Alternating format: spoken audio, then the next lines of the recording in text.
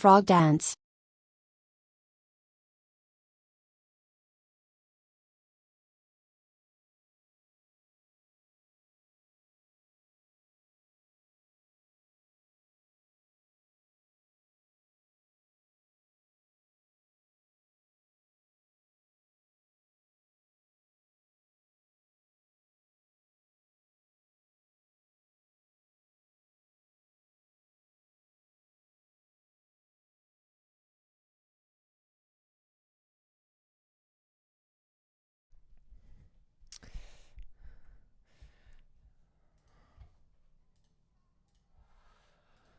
Good morning, everybody. Good morning, good morning. How are we doing?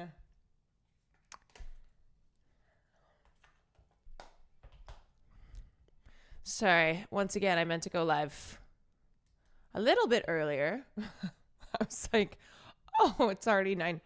It's already 9:30. Oops. That's okay, though, because I'm doing 2 streams today. Hi. Hello. How is everyone doing? Oh, yeah, we're doing a double shift. Squint fart dance, squint fart dance, squint fart dance, squint fart dance. Morning, dude. What's up, dude? I'll see you later tonight. That's why I'm doing news and stuff this morning, because we have a little peek. A little bit of peek later tonight. Scooter, thank you for the 16 months. Katie, thank you for the 28 months. Do we get NPC Caroline later? No, Quinn dude. Farley dance, Quinn Farley dance. It is going to be it's supposed to be peak. 2 p.m. Eastern time announcement. What time is it right now? It's 9:50. It's 9:50.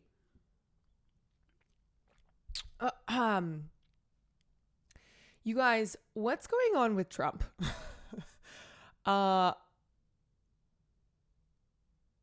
Did he have a stroke? What do we think? I don't think he's dead.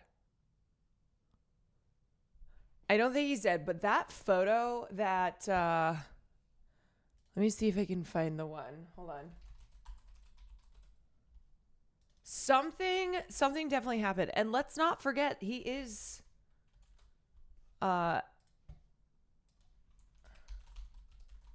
is the oldest president to be elected. Or is that not true? No, it is true, right? Or he's the oldest president, because Biden is how old? Biden is 82. He was elected in 2020. He was what, 77? So Trump was, anyway, whatever. He's old as shit. He is old as shit. So it shouldn't even be surprising that he's like on death's door. You think he's going into the light? Yeah, he's going into the light, and then hopefully that light is the fiery pits of Inferno. Yeah, people try to be like, no, he got plastic surgery. I'm like, what, like the Kris Jenner facelift? What plastic surgery did Donald Trump get? Did he get a little buccal fat removal? Got BBL? Get a little rhino? Like, is he revealing the BBL today? Okay, I have to find the one photo that was making Donald Trump. You guys know what one I'm talking about, where he looks not well. Okay, I know there's like some that have been edited up. I'm trying to find the one where he had his hat on and it looked like he had no hair. And it looked like he had actually had a stroke. Is it the pic of him in the hair? Yeah, there are definitely a lot of like there's definitely a lot of photos that have been edited to make him look like Prince Philip. He does not look well though. Did you see the video of them throwing a black trash bag out of the second floor of the White House? Is that Trump's body? Like did he die?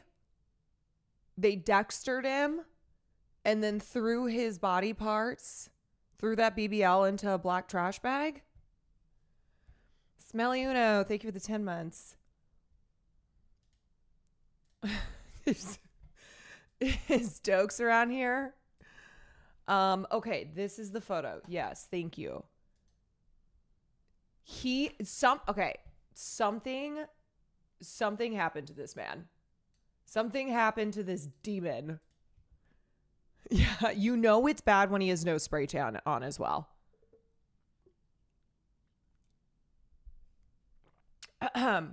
He doesn't appear to have hair.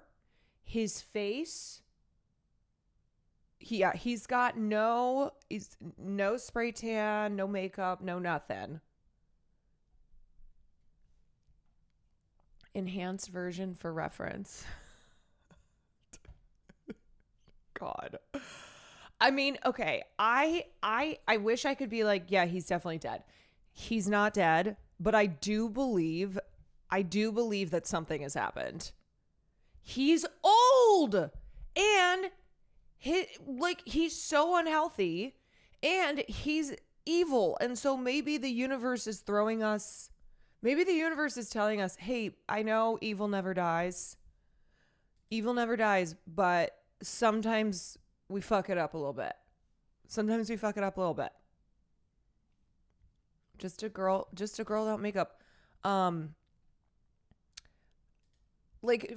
Just to contrast, here's a photo of him also with a hat on. This is an older picture. So there's this one and then this. And it's funny because I've seen a lot of diehard MAGA accounts try to post old photos of him. There was the one of him and who was it? P. Diddy at the US Open from years ago. Decades ago. Like Ivanka Trump still alive. And they're still they're at the US Open together. It's like, I'm sorry. Ivanka Trump is dead. So clearly this is not a recent photo. Remember Donald Trump killed her or something, allegedly? Shawarma, thank you for the 24 months. You know what I think I want to get into? I think I want to get into I think we should just say whatever we want now too. You know, everybody else is. Or Ivana. Yeah, not Ivanka. That's the daughter. Shawarma, thank you for the 24 months. Damien, thank you for the 10 months. Goblin, thank you for the 20. Dragon Llama, thank you for the 25 months. Duke Rangerback, thank you for the 24 months. Ivana Trump. Yes. Totally. Yes, this is the image that I have seen MAGA people try to share where it's like, yeah, no, this is definitely recent.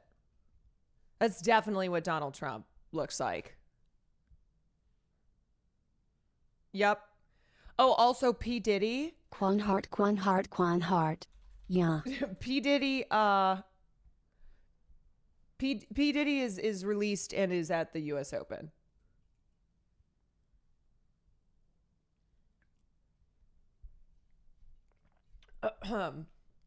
Yes, this was the past weekend.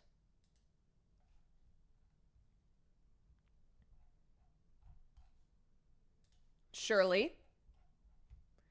I'll look a picture of two men who both killed their wives. Yes, and also taken recently. Speaking of horrible men and Donald Trump. So Bill Maher is I think Bill Maher's entire existence now is to try and be the voice for poor, canceled, rich white men who haven't actually been canceled. He is such a whiny baby. He's such a little whiny fucking piece of shit. And it was funny. So I listened to some of this interview. So Woody Allen went on Bill Maher's Club Random podcast, of course. And Bill Maher kept trying so hard to be like, oh, you were so canceled, weren't you? Like they came after you, they canceled.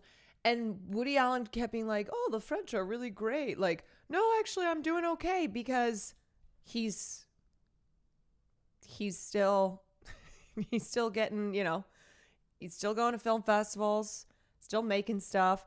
And Bill just kept trying to emphasize, like, no, they ruined your life.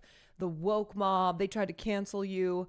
And Woody, who sucks, kept not, I like, maybe I don't think he knew what Bill Maher is trying to do here, with his oppressed canceled men podcast. But anyway, the other thing that Woody Allen said, which is just like, you know what? Why don't y'all go do this? Okay. Why don't you go retreat? Go get his dead ass and go make a movie with him. Okay. Get him the fuck away from the rest of us. Because Woody Allen said, I'm one of the few people, this is what he said on the podcast, I'm one of the few people who can say he directed Trump. Is okay. Congratulations. Is that a great accolade? I don't know. I directed Trump in Celebrity, Allen recalled. He was a pleasure to work with and a very good actor. He was very polite, hit his mark, did everything correctly, and had a real flair for show business. I could direct him now. Really? You could direct him to what? Pretend he's alive? Is that the next Donald Trump acting role here? Donald Trump pretends that he is alive and well. Do we have a bingo card for Trump announcement? My bingo card is alive, dead. I could direct him now. If he would let me direct him now that he's president, I think I could do wonders.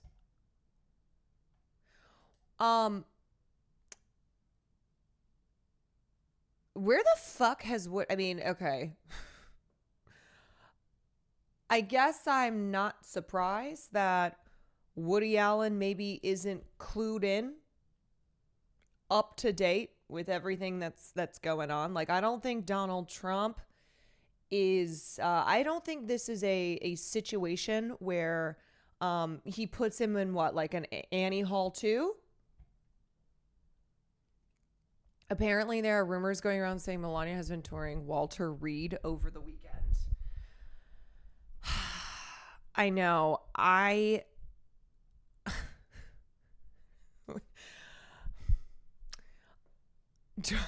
Also, touring is such a... Melania is like... You know what? I have never ever given Melania a pass, because she absolutely is. She has agency, and she has made her decisions and gotten in bed with all this bullshit. But Melania, you do have an opportunity here to finally get rid of this man. Okay, do it, please. You will not be atoned. It will not make up, but you could do it. Trump briefly played himself in Allen's ensemble dramedy. During his scene, he is interviewed by a celebrity reporter about his latest real estate developments. I just have to say, too, like, I've seen Donald Trump in his few acting roles. I don't know where he's a very good actor is coming from. He always is just like, he's like, it's like cameos. And he's not really acting. Like in Home Alone 2, when Macaulay Culkin comes up and he asks their directions and Trump just points him. It's like, whoa, give him the Oscar. In a rare turn of self-deprecating humor, Trump tells the reporter, well, I'm working on buying St. Patrick's Cathedral, maybe doing a little rip-down job and putting up a very, very tall and beautiful building. Allen went on to say that he voted for Kamala Harris in the 2024 presidential election and disagrees with Trump on 99% of issues. But as an actor, he was very good and had a charismatic quality when stepping in front of the camera. Yeah, so here's the fun. You want to know what actually is so funny about this? That this interview dropped the same weekend that Donald Trump has not appeared in front of the cameras and has everybody being like, oh, he's dead. He's dead or he's dying. And then Woody Allen, who of course is just living in his own fucking world. Woody Allen is like, let's get this man back in front of the cameras. Let me direct this man. I think it could be great. You know, I think we should get him in front of the cameras again. It's like, yeah, let's do that. Let's do that, Woody. Why don't you pose that to the Trump administration? Be like, look, I'm looking to make another movie with Donald Trump. I think he's got a face for he's camera ready. He has a face for the screen. Yeah. You know, I disagree with 99% of Hitler, but he's very good as an actor and had a charismatic quality. I'm surprised he wanted to go into politics. He said, politics is nothing but headaches and critical decisions and agony. This was a guy I used to see at the Knicks games, and he likes to play golf, and he liked to judge beauty contests. Oh, is that what he liked to do? And he liked to do things that were enjoyable and relaxing. Oh, is that true? Yeah, Donald Trump, who has not been a power-hungry, narcissistic freak. Why anyone would want to suddenly have to deal with the issue of politics is beyond me.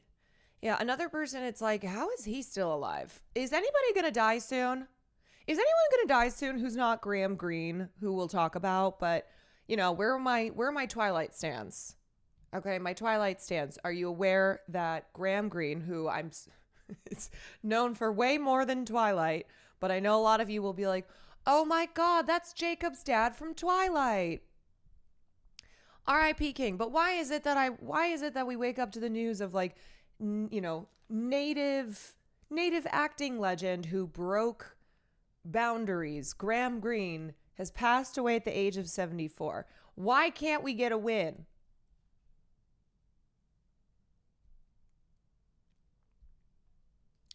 Did Bill Maher ask him at all about that one time where he married his daughter-in-law? Do you think Bill Maher cares about something like that? I think Bill Maher would do that as well. That seems like something he would do. Anyway, Allen said, I disagree with many, almost all, not all. Okay, I'm glad he clarifies, like almost all, but not all, of his politics, of his policies. I can only judge what I know from directing him in film. And he was pleasant to work with and very professional, very polite to everyone. Very, you know, as I say, I would like to direct him now as president and let me make the decisions, but that's not going to happen. Wow, can you imagine a Woody Allen directed Donald Trump presidency? Like, kill me now. Anamendu, thank you for the 12 months. Anti-corporatist, thank you for the 3 months. I'm sure not the first to make the Quantiversary joke. You're not, but you know what? We'll still take them. Yeah, one notable point. You know what? I'm so curious. What is the disagreement that Woody Allen has with Donald Trump? He probably thinks he's great that Trump, you know, has wanted to fuck his daughter. That Donald Trump is clearly has some sexual obsession with his daughter. I'm sure that's not something that Woody Allen disagrees with. Horrible man having horrible take on another horrible man. I know, I don't want to spend too long on it. I just had to be like, I just had to be like, you know, this is hilarious for a couple reasons. One, that Bill Maher kept trying to get him to be like, yeah, I'm so canceled. Yeah, we are the most oppressed group of people. Rich, horrible white men. We are so oppressed. And Woody Allen, like, I don't think he was picking up on what Mar was so clearly putting down. But also that in this moment where Trump is, where Melania, she's touring hospices. We don't know. He's not looking well. He's not doing well. That Woody Allen is like, let's get this man in front of the cameras again. You know what? He was a good actor. I want to direct him again. If I'm denied a visa to France after France took Woody Allen, I'm going to be mad. Yeah, well, France likes to take France likes to take directors in Hollywood who have to find refuge elsewhere. I'm talking Roman Polanski as well, who famously fled to France after he had pled guilty to drugging and raping an underage girl. And France was like, you know what? Vive la France. Vive la France. Bienvenue. His next role could be a corpse, so it could happen. Like, why would the White House post this weekend if the dude was not about to crack? This was so strange. The White House posted President Trump's 11 life lessons.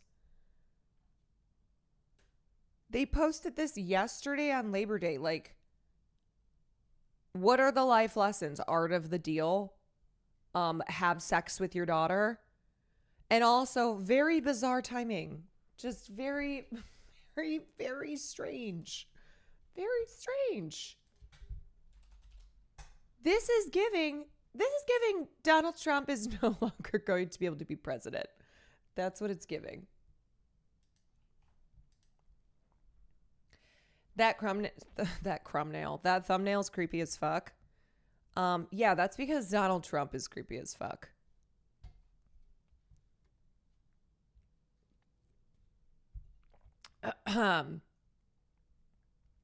Israel too, not necessarily directors though. Oh no, Israel, like, famously a harbor for pedophiles and sex offenders. If you are a pedophile, you know where to go.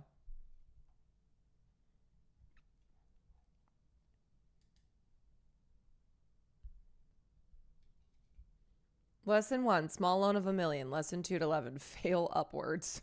Yeah. Okay, speaking of okay, let's look at the news here. We've got Belgium. Okay, Belgium.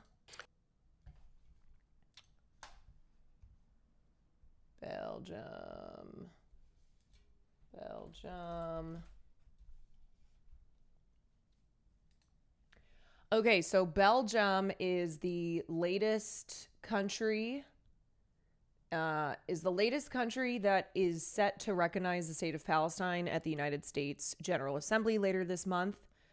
And on top of that, Belgium has announced that they are going to be putting sanctions on Israel, which is what needs to happen.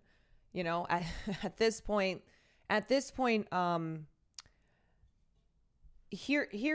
what it is. Okay, recognition of genocide because of the legal implications that holds, and that's why it's not just people who are refusing to call it a genocide are not doing so because they're still waiting for it to fit the legal definition of genocide. It has been a genocide for 2 years, but most importantly, because of the legal implications of something being officially a genocide.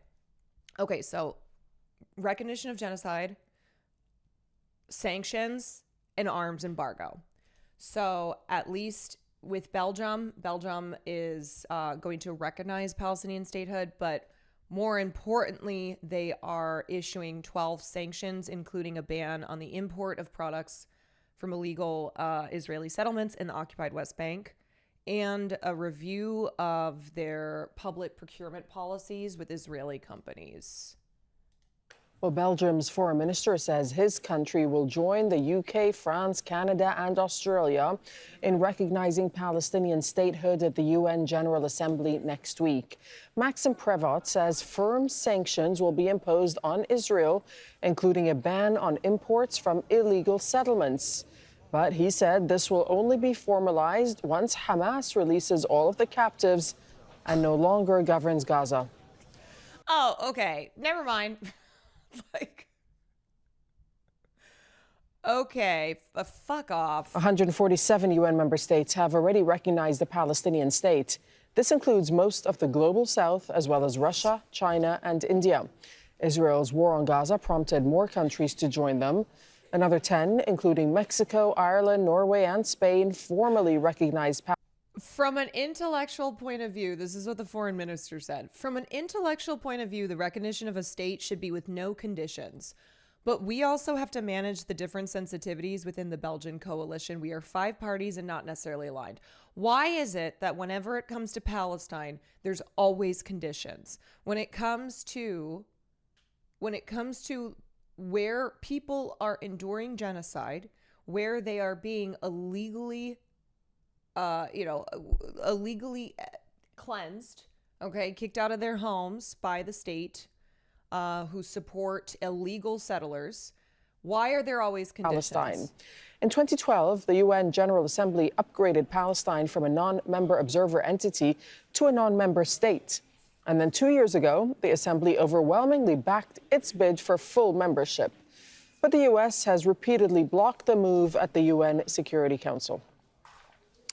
Taman Kharmout is with us. He's an associate professor at the Doha Institute for Graduate Studies. Thanks so much for coming in. So we're seeing this push for recognition of a Palestinian state. As I was just saying, Belgium is the latest one. I mean, this is significant, or how do you see this? Of course, significant, and it's in the right direction. But the problem is, time is not on the Palestinian side, especially that when we have this perfect alignment between the American administration and the Israeli government now. I mean, they're so united and fixated on achieving their goals in Gaza and in the West Bank. Yeah, especially when you've had Netanyahu saying that the plan is to ethnically cleanse Gaza. Essentially, Palestinians, you have to get out of Gaza or every single one of you will die. Whoever remains, you're dead. And then in the West Bank, coming up with their grand plan to formally and finally annex the remaining Palestinian areas of the West Bank. It's like pretending that a house didn't get destroyed in a fire because the insurance guy didn't send in the official paperwork confirming that the house was burned down. It's just, so much of it just still feels like symbolism of trying to, trying to show that you are not on the side of evil and appease the citizens in your country who have been protesting for the last 2 years, like saving face later down the line. And I think these recognitions, if they are not accompanied with immediate actions to impose sanctions in Israel, all types of sanctions, and also add more pressure on the U.S. as well. I mean, we want something like similar to the South African model when the apartheid regime was isolated by international sanctions. And when I say sanctions, real sanctions. If this does not happen immediately after these recognitions, I'm afraid time is not on the Palestinian side. So that announcement by Belgium about them imposing sanctions only if Hamas doesn't govern is not enough. Okay, there are so many ifs and preconditions. And again, it's not clear to many observers, what are the benefits, the actual benefits for these recognitions for Palestinians? Yes, they're important, but they have to be followed by tangible, measurable actions. So if you recognize a state, then you establish an embassy, and then you realize that this state is facing a genocide, then you have to impose severe sanctions on the opposite side, Israel. So positions are good, decisions are good, statements are good, but but what needs to follow is real measures on the ground that will help Palestinians, that will help stopping this massacring first, this genocide, and then more or less set a pathway for this establishment, for this state. How will it be created? On which parts of Palestine it will be created? Yeah, especially also because Israel is going to halt the little amount of humanitarian aid that they were pressured to let into northern parts of Gaza.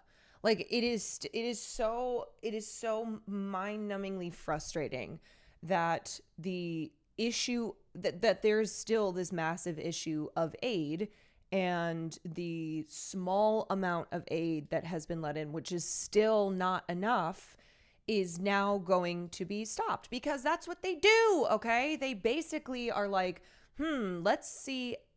Here's what it is. It's not even like an ask for forgiveness later. It's a people will forget in due time. We will make them forget everything that we have done here. And there have been little pockets where the pressure is so great that they're like, okay, we're letting in a little bit of aid and then stopping that because they can, because that's how it's always been. And then they have made like the calculations that, when all is said and done, we and our allies, we write the history books. We still control the message in the media. So people will forget and it'll be fine. There still needs Casey, there's some thank you. ambiguous Space, parts thank of you these for the prime. recognitions that need to be more clarified. The people need more clarity on it. Speaking of statements, the U.S. president has been speaking, and this is what he said. He said that Israel must end the war in Gaza. Israel may be winning the war, but in the international arena, Israel is...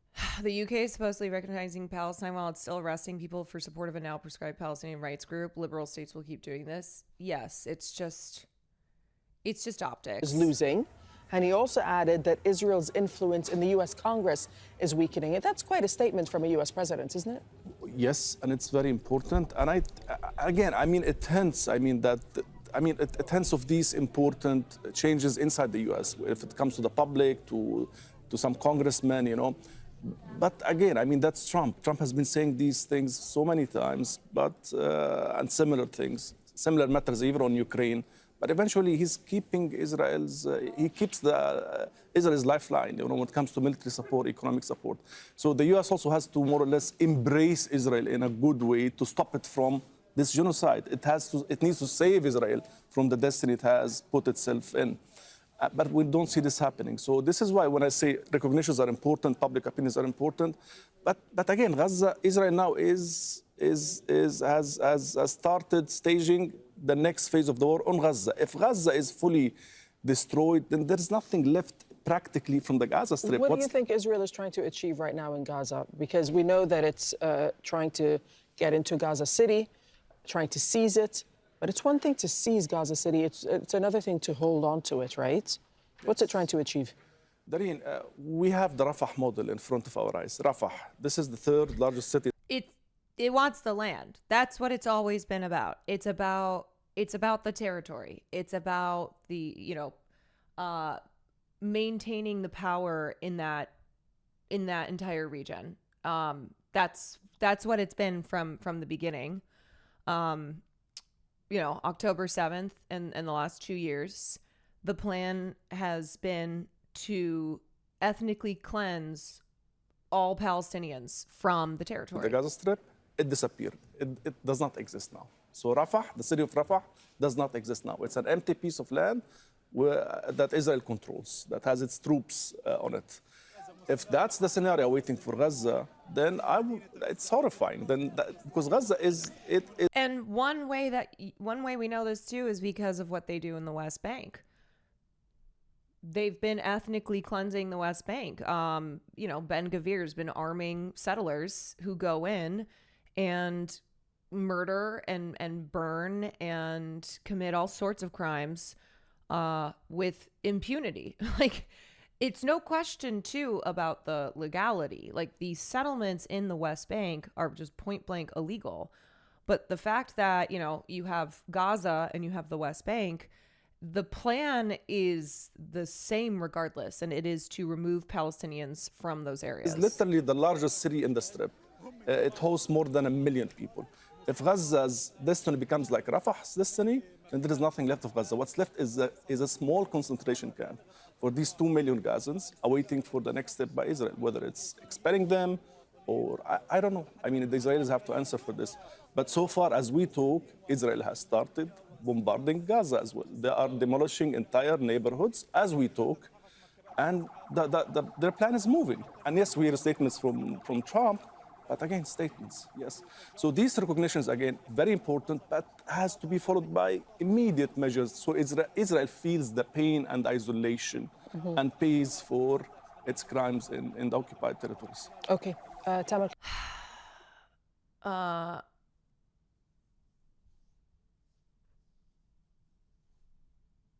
People will not forget this. I have not forgotten 2014, and that was not as gigantic as what happened there in the last 2 years. We will not forget.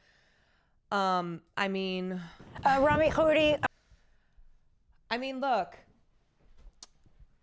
here in the West, in the United States of America, we do have a pretty good track record of forgetting the atrocities or not even being aware of the atrocities that our government has been involved with.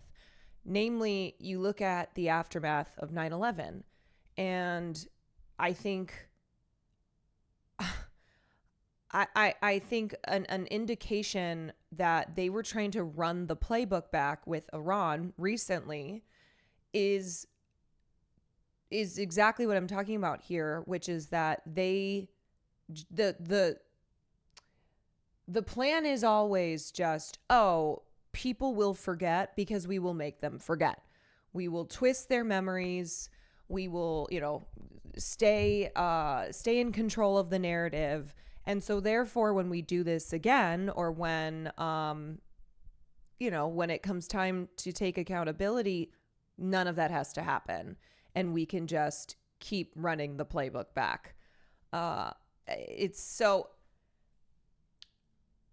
With Gaza, I mean, we are still watching as the genocide unfolds, but I don't think I don't necessarily think the strategy of, oh, we'll just do everything we want to do because over time then people will forget. I don't think based on the history of this being true that is so, that's such an absurd reality.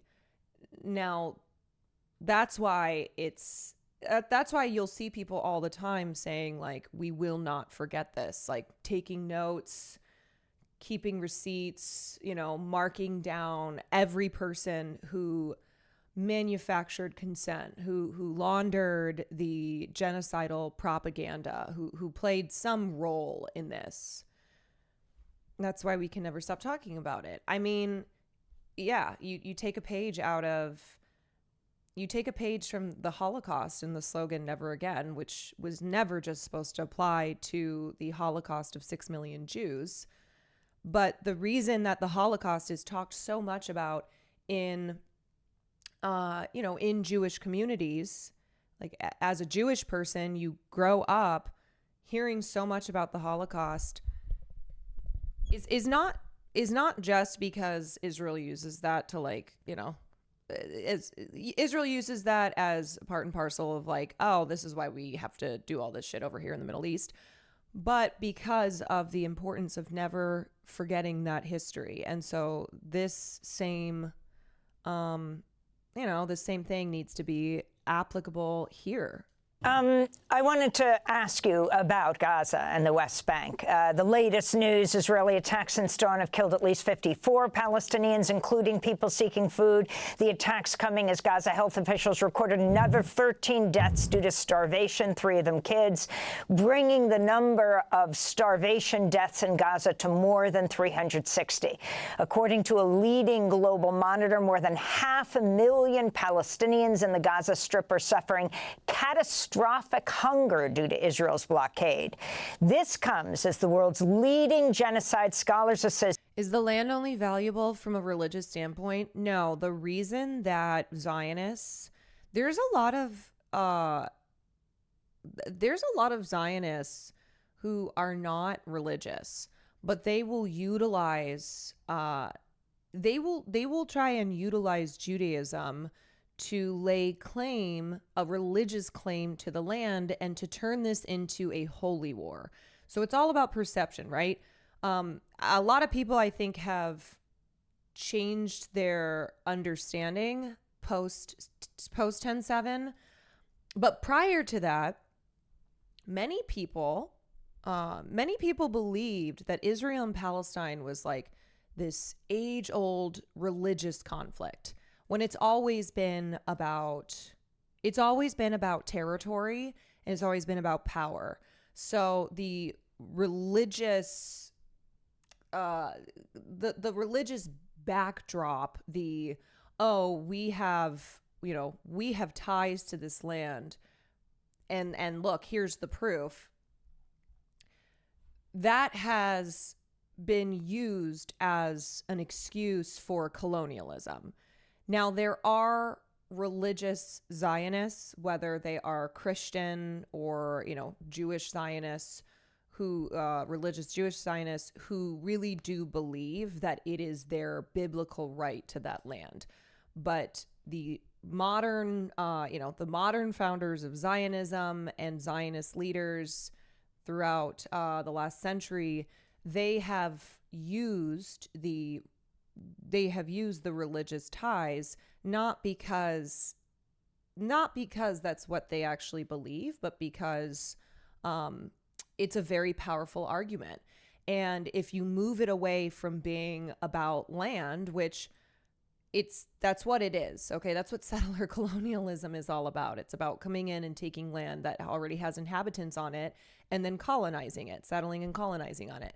If you make it about a holy war, then that's where you can pump the accusations of anti-Semitism. That's where you can turn it into and because there's so much prejudice against Islam and against Muslims, and a lot of Westerners hold very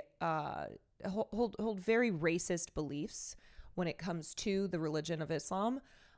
It's an easier thing for them to swallow that this is about religion, and that those in Israel, that Jews, in the diaspora, but also in Israel, are being targeted because of their religion, because of being Jewish. And I think one thing that's always important to remember is that on birthright,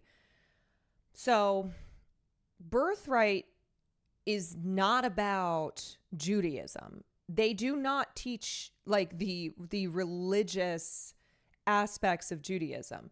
Birthright is all about propaganda for Israel. So when young American Jews come over and do birthright, they're not sitting there learning the Torah. It's not Hebrew school. And I think, and I've talked to my friends about this, who either went on birthright or who were, who didn't go on birthright but had the opportunity to, where a lot of them think at first, oh, this is going to be a boring religious trip. We're going to have to go visit boring religious sites. It's going to be like Hebrew school. We're going to have to sit there and read from the Torah. And then it's not that at all. It's sex and parties and look at how amazing Israel is. And don't you want to be a part of this? And don't you want to go back home and tell everyone about how great Israel is? And, maybe you come over here eventually and listen to Matt Leap from Bad Hospital or Adam Friedland, et cetera, about the birthright trips. Yes, a lot of people have spoken up and detailed what birthright was like. And there's a reason that birthright does not emphasize to young Jews who go on birthright the religious aspects, because a lot of, especially because a lot of young American Jews are pretty secular. Most of my Jewish friends are Jewish culturally. They don't go to temple. They are pretty agnostic. It's just more of a cultural thing. And so it's very smart. Like the propaganda that is wrapped up in birthright is very smart and very effective. Association has approved a resolution establishing Israel's policies and action in Gaza meet the legal definition of genocide as found in the Genocide Convention. And then last thing to answer whoever's question that was, religion has always been used as a precursor for settler colonialism. God told me, I have been, speaking to, I have heard the word of the good Lord, and God ordained this land for us Christians. And these brutes, these dirty, uncivilized brutes, well, it is, I'm on a mission from God. It is my religious duty. It is my duty per the good Lord to colonize this land, to bring civilization to this land. This was not something we decided. It's been preordained. Manifest destiny. Yeah, I think it's good to go back and examine how there are similarities with every settler colonialist movement, and how religion is so often used as an excuse, as a cover for committing terrible crimes, for going to lands that are inhabited by indigenous populations and murdering, cleansing, stealing, all in the name of religion. They try to frame it like you're impeding on their religious freedom for rejecting Zionism. Yes, I mean, look at what we do here in the United States. People who, Christian nationalists in this country, how inseparable our political system is from Christianity. There is no separation of church and state. Christian nationalists in the United States have been able to amass power, and they have like fucking prayer circles in Congress as they are voting on bills that will strike the poor and the vulnerable. Constituting war crimes and crimes against humanity. I want to play for you Melanie O'Brien, president of the International Association of Genocide Scholars. This resolution declaring what is happening in Gaza as genocide passed by an overwhelming majority, far beyond the 2/3 majority required. Rami Khouri, if you can respond to this genocide finding by the largest What are your thoughts on liberation theology? So I remember studying liberation theology when I was in college because I had to take. So I went to a Jesuit college, Jesuit, which is Catholic, and we had to study philosophy and theology. And so if you don't know, liberation theology it's a social and political movement within the church, and it prioritizes the needs of the poor and the marginalized, those who are on the fringes of society. And it is it is people who are religious, but their religion is grounded in the beliefs of liberating the poor and the oppressed, which is what, in my opinion, religion should be about. It's when religion is bastardized and it is used by those who are greedy and who are power hungry, and they use religion to enrich in themselves at the expense of the poor and of the oppressed. It was popularized in Latin American Catholic society. Yes, which is why, I am agnostic, but I don't have an issue with people who are religious so long as their religion is dictating that they care for, they care for the most vulnerable in this world, that they, fight to dismantle oppression and that religion, especially the institution of religion, is not used as a tool of oppression.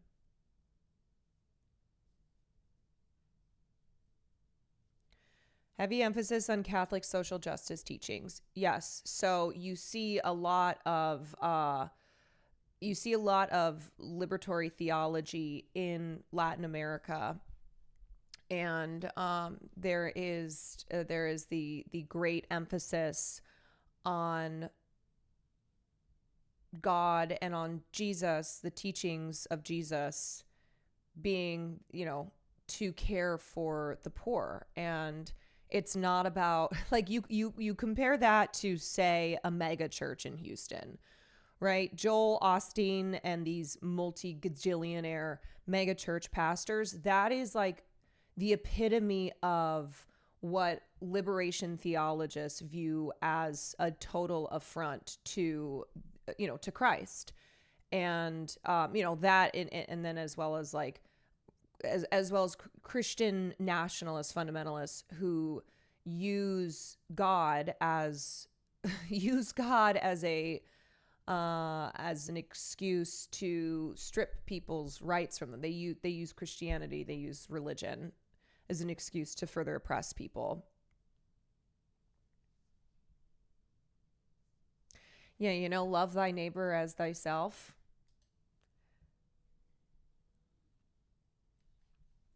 Aside Scholars Association. I think at one point in South Korea, there was a small minority of Christians who fought against fascist Japan.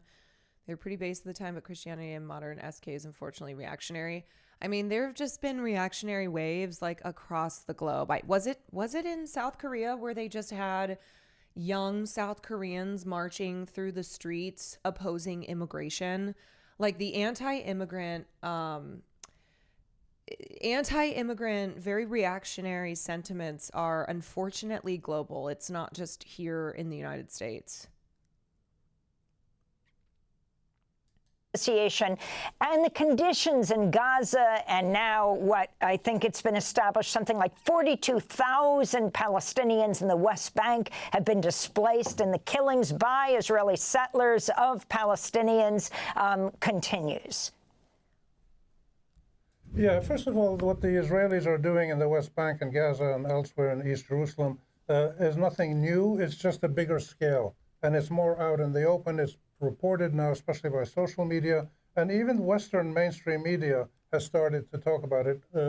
Progressive media, honest media like yourselves have been talking about it for many years, but the world sees now what has been happening in Gaza, and we keep sending the message that this has been going on since the 1930s, when the Zionist movement came in and said we want a Jewish state in a land that was 93% Arab, Palestinian. But this is an ongoing genocide, and the statement by the International Association of Genocide. Speaking of the media, recall that one of the first Germans who was tried and convicted at Nuremberg was Julius Streicher. He was the founder of the very racist, very anti-Semitic paper Der Stürmer. And he was convicted for his role in utilizing the newspaper to, to manufacture consent for the Nazis' crimes.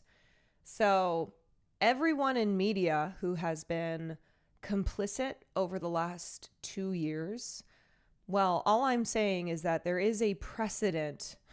There is a historical precedent for holding those in media accountable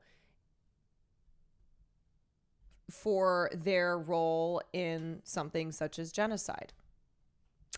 Every day I pray the BBC and CNN get their day in The Hague. I know. The Hague should be overflowing with all of these war criminals. Scholars is very significant, not at the level that is going to suddenly stop the genocide, but it's significant because of the nature of this group. I talked yesterday to my friend Omar Bartov, who you've had on your show. He's a leading Israeli-American genocide and Holocaust scholar, teaches at Brown University. And I asked him, why is this important? And he said it's important because the nature of this group, this association is a relatively conservative group. There's another more leftist, progressive, dynamic association, but these guys are pretty low key. They're careful about what they do, and the fact that they came out with such a big majority, I think. Yeah, of course, Israel has already been like the genocide. The Genocide Scholars Association is Hamas, of course. Sweet Hyacinths, thank you for the 2 months. 85% of them voted that Israel is carrying out a genocide. That's significant because it makes it pretty obvious to the whole world, if anybody needed more proof, that even conservative scholars, independent, serious students of this gruesome process of genocide and Holocaust and mass atrocities, they are coming right out and saying this is a genocide. The big question is what will happen next? We have Will 10 this seconds. spur will any of the major Western powers take action? Will the signatories of the Genocide Convention do what they're supposed to do, which is stop the genocide by any means possible? Thanks for watching, Yeah, I mean, how much more proof is needed? You have the major human rights organizations. You have plenty of scholars, which include Israeli scholars. You have the International Association of Genocide Scholars. You have the ICJ. I mean, it's...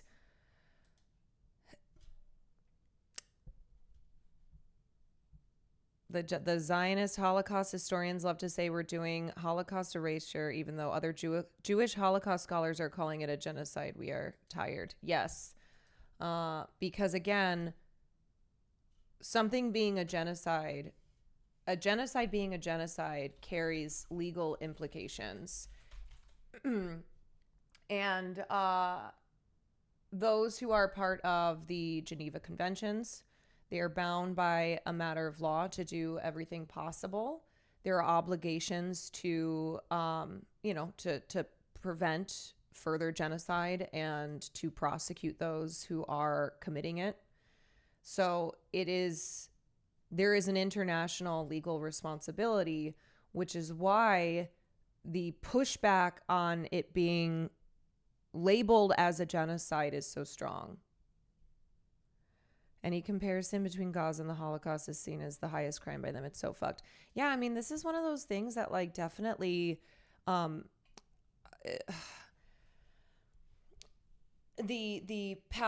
genocide of Palestinians is one that will be top of scholars, will be top of like what is taught when you are a person who studies genocide. Like, obviously, the Holocaust is a genocide that is a part of every single genocide scholar's like academic programming. And the way that the Palestinian genocide has been carried out and how it has been debated over, it's still being debated over, is one that, I hate doing the whole, the history will mark this moment, or this is something that will be studied for many decades to come.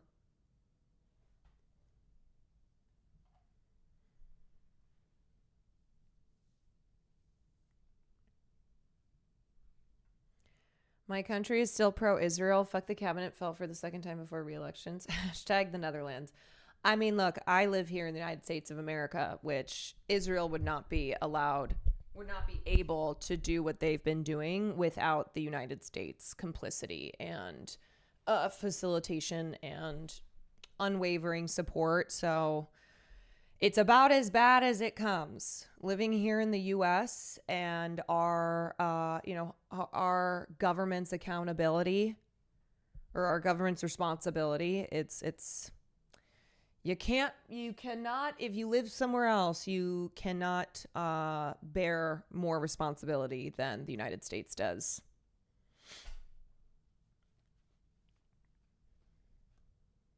Gaza, Sudan, Sri Lanka, there's so much evil in this world going unrestricted. Yeah, I know.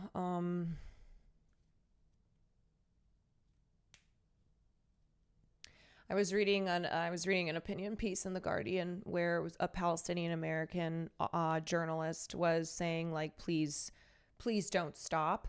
And they were like, look, every word, every, flying of a Palestinian flag, every bit of support that is, it's not that it's not that you as an individual are going to be the person who puts that pressure on the actual elected officials in power, but what it does is collectively there's the ability to apply that pressure, and also just the impact that can have on people around you. Like, I'm sure a lot of you in here, your awareness and your advocacy and your attempts to educate and to educate and advocate has had an effect on the people in your life. Like, I know in my family, it certainly has.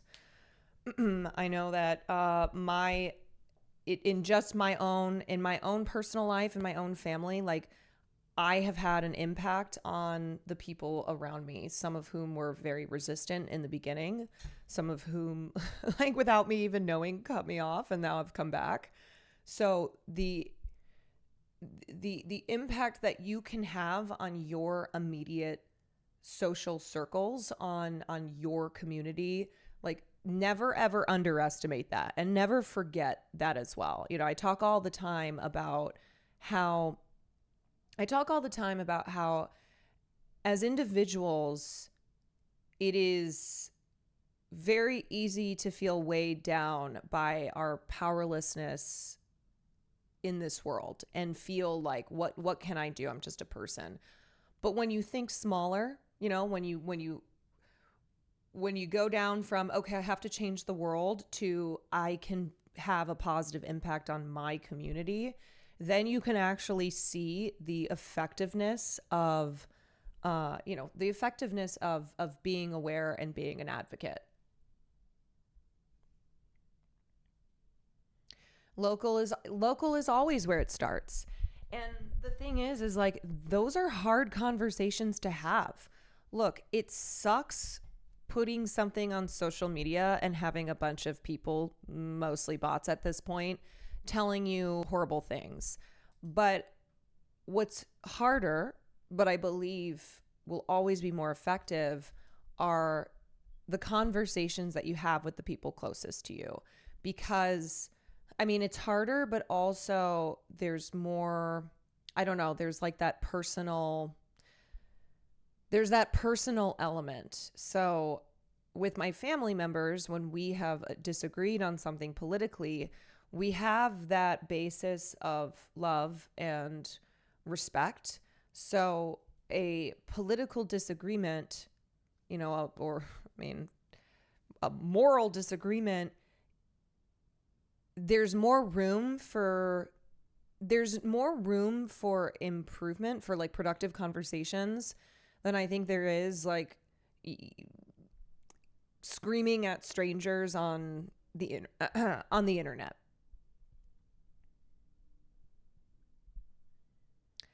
I used to get embarrassed for talking pro-Palestine because I didn't want to get political, but then I realized my feelings weigh little on the scale of genocide and ethnic erasure. And Jake, I think one good way to reframe it too, and for anybody else, is it's political because of how wrapped up it is in our politics. So unfortunately, because our laws, our political systems are rooted in support of a settler colonialist state, it is a political issue. But at its heart, it is a humanitarian one. It is an issue of morality. Do you believe that people have the rights to safety and dignity and freedom? Absolutely.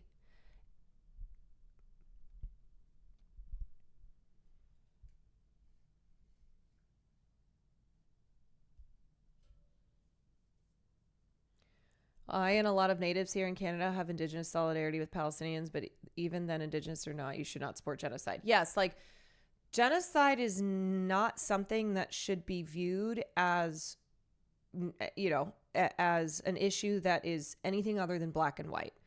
It should not be my politics, according to my political beliefs, it being this political issue versus like, you are either against genocide or you are pro-genocide. It's really the simplest thing in the world, and every single person should be against genocide, one of the greatest crimes that can be committed against humanity. Human lives are not debatable. Right, like from a moral and ethical standpoint, the issue of Palestine is very simple. And I think that's always, that's how I've approached it with people in my life. And also, for the past couple of years on stream is really just breaking it down to, is breaking it down to that. Like what are you a morally consistent person? Do your morals regarding the protection of human lives, the applying equal rights to all who inhabit this world, does that stop at Palestine? There is no both sides to genocide, right? No matter what excuse the pro-genociders want to give or how hard their feelings are hurt. And they will try and bullshit till they are blue in the face, because it is to their advantage and it is part of the strategy, the political strategy here, to obfuscate what's really at the core, to confuse, to chill speech, to scare people. And it's, that's what they need to do. So they need to both sides this. They need to complicate it. Cue the Michael Brooks, it's not complicated. Exactly. I mean, Michael Brooks was, he was correct then, and he, I'm sure, would be saying the exact same things today, and he would be correct today. Since experiencing your streams, you've really softened my approach of having these difficult conversations with people. You teach with empathy and patience. So thank you. Oh, that warms my heart. That warms my heart. But I understand, I understand that these can be difficult conversations to have. And I think it's easy to feel overwhelmed, especially because it is such an emotional thing. And it's so hard when you're faced with someone who you're like trying to appeal to their humanity, to our shared humanity. And it's why I really think you just have to pare it down. You just have to strip all of this propaganda away. How they have tried to take a very simple moral issue and complicate it. You have to strip those complications away and have like a human to human conversation. And look, we saw Adam Friedland attempt to have that with Richie Torres, and Richie Torres, who is like Mr. number one, sold my soul to the devil. But that's what he was trying to do. Like, that's what that conversation was. And it's the conversations that I think a lot of people have been having with their friends and family, people who are in their community. Now, I don't think most people are as soulless cretins, cretinous as Richie Torres is, who his continued AIPAC support is reliant upon his never changing his tune on the mass crimes against humanity that are being committed here. Carolyn Kwan at this hour. I know, it's shocking, isn't it? I just went live to do a little news because we're doing some gaming later tonight, and I don't like to go too long without talking about things that are going on, because ultimately at the end of the day, I love to talk about stuff. So speaking of talking about stuff, Snoop Dogg, Snoop Doggy Dogg, Snoop Doggy Dogg. What are we doing? What's going on? I think the thing that stuck out to me the most in this Snoop Dogg thing that's going on here is one of the writer of Lightyear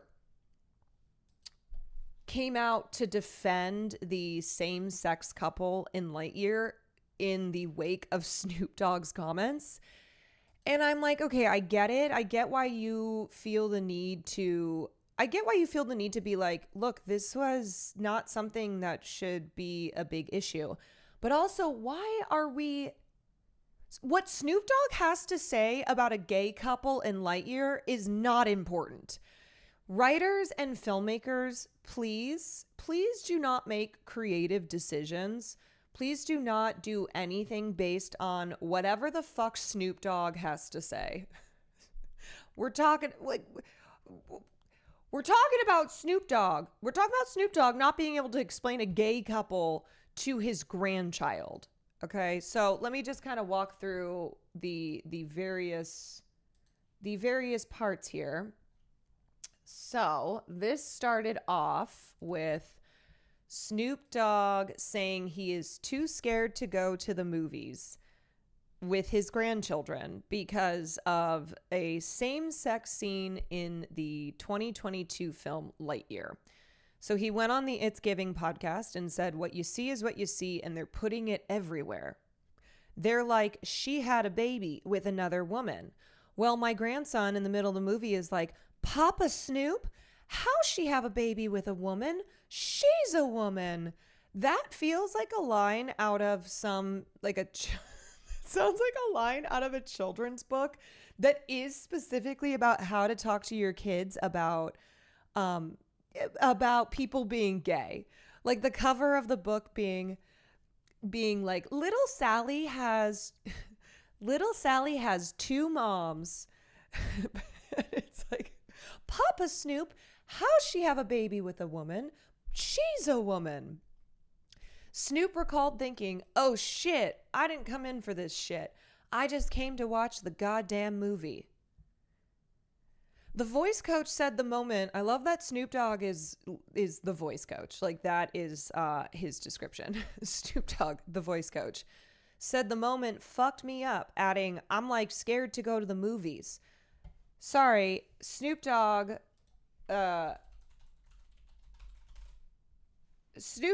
who was charged with first-degree murder back in the 90s and has other crimes that he's been involved in, charges, etc. He's scared to go to the movies. Snoop Dogg, yeah, the dude who has rapped about things that I'm sure people's parents have been like, oh, this is morally heinous. Can't listen to Snoop Dogg because can't listen to rap and hip hop. It'll rot your brain. This is the same guy who's like, yeah, I can't go to the movies because I'm scared that there's gay people.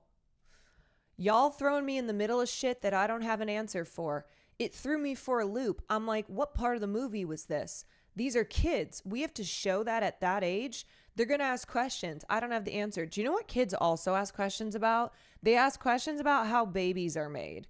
You know how straight people have babies? And kids will be like, where do babies come from? And then some fuck-ass stories about like storks and stuff have been fabricated to try and explain to children where babies come from. This is not something that like kids just ask because a couple is gay on the, in a movie that they're watching. Kids ask questions about everything. What kills me is that you have to have that same convo about straight people making babies. Yes, that's what I'm saying. Why is it so complicated to explain to a 6-year-old about a gay couple when they ask questions about everything? It's like, oh, okay. Yeah, you either ignore kids' questions or make some shit up for them every single day.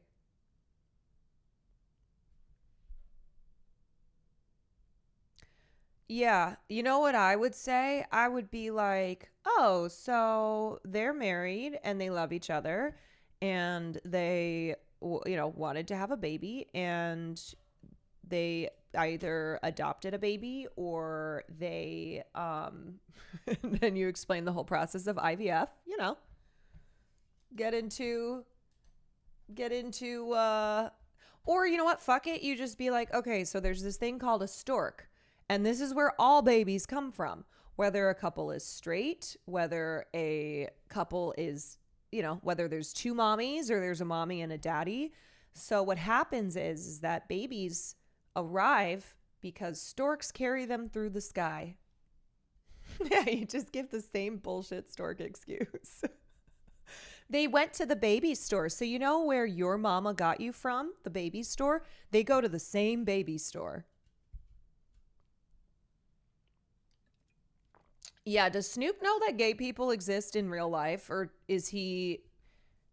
are we starting off with like gay people in movies for him? So Lightyear, a spinoff of Toy Story starring Chris Evans voicing the titular character, features LGBTQ plus characters in a same-sex kiss scene.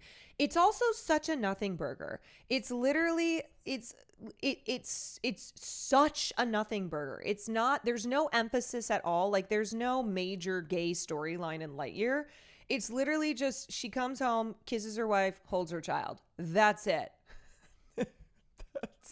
That is it. Do you remember when it was first like leaked or announced, or just somehow the public got a hold of the fact that there was a lesbian couple in Lightyear, and the same obnoxious anti-woke idiots online were screaming about this, but then it was fine. Like it's so nothing. It's so nothing. Right? And I think it's actually good because it normalizes it as like, oh yeah, there's plenty of people's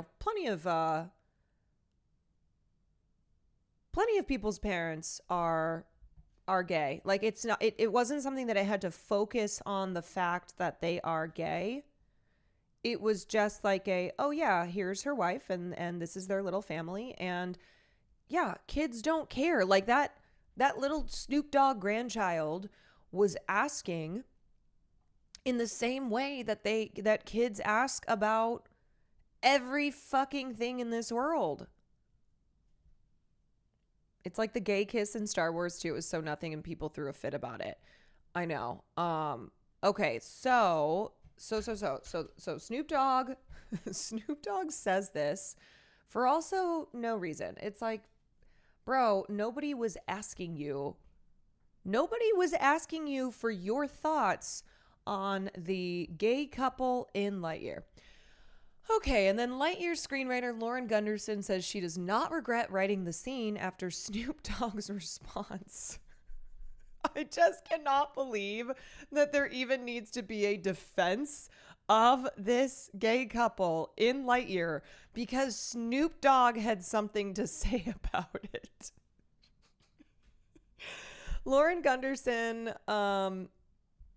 responded to a commenter's reply about Snoop's recent derogatory remarks, and she wrote, "He sucks." The writer also said she was bummed to hear Snoop's opinion in a separate post. "Snoop was great during the Olympics. Hopefully he joins the side of love." Representatives for Mr. Dogg did not immediately respond to Entertainment Weekly's request for comment. "I created the Lightyear Lesbians," Gunderson wrote. "In 2018, I was a writer at Pixar. Such a cool place. Grateful to work there. Learned a ton from kind and impressive creatives. As we wrote early versions of what became Lightyear, a key character needed a partner, and it was so natural to write she instead of he. As small as that detail is in the film, I knew the representational effect it could have. Small line, big deal. I was elated that they kept it. I'm proud of it to infinity." Gunderson clarified she had very little to do with the film's final script and noted that she was one of several writers who contributed to the project. Despite her limited involvement in the final product, Gunderson reiterated she felt honored to be able to contribute a key piece of representation to the film. I was proud to see a happy queer couple, even for a few seconds, on screen. I know they got a lot of shit for this inclusion, but stuff like this matters because beautiful love like this exists. It's not fiction. What is fiction is Zerg and lightspeed space travel and murderous aliens and a talking robot cat. Gunderson also criticized claims that she injected sexual ideas into the film. Notice that it's sexual when it's a same-sex couple. If this were a heterosexual couple, there would not be accusations that they were like doing sexual content in a kid's movie. What sex? It was a happy marriage that was depicted. You are the one making it about sex.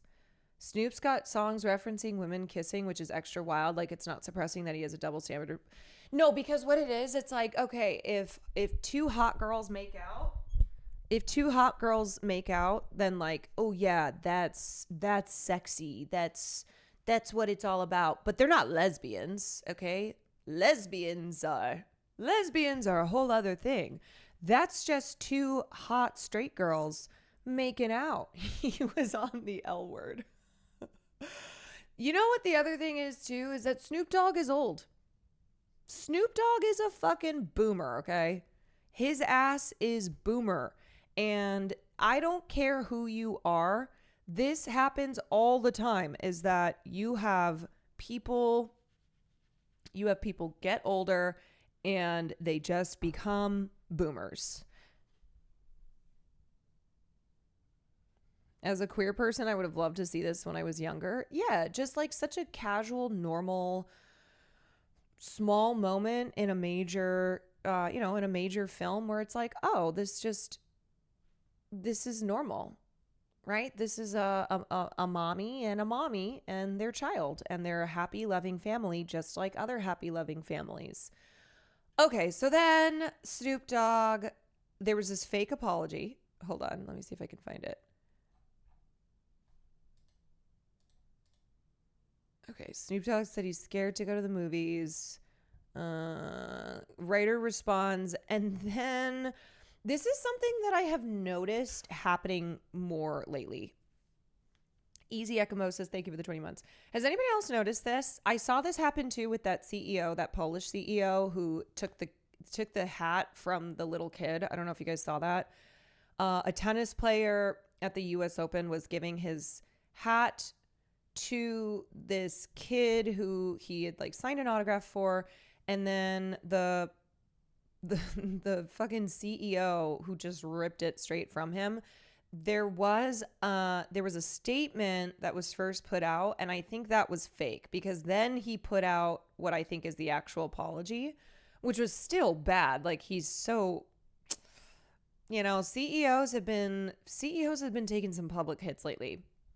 But anyway, so an apparent apology circulating on social media from the iconic rapper appears to be as phony as a $3 bill. A sweep of Snoop's social media feeds shows no apology from the Drop It Like It's Hot performer. In fact, sources say there was never a response from Snoop Dogg to the fallout from his Lightyear statement about his grandson seeing a same-sex married couple on screen. Okay. Let me see if I can find, let's see. I was just caught off guard and had no answer for my grandsons. All my gay friends know what's up. They've been calling me with love. My bad for not knowing the answers for a 6-year-old. Teach me how to learn. I'm not perfect, reads the since deleted comment on a Hollywood Unlocked clip of T.S. Madison calling out Snoop.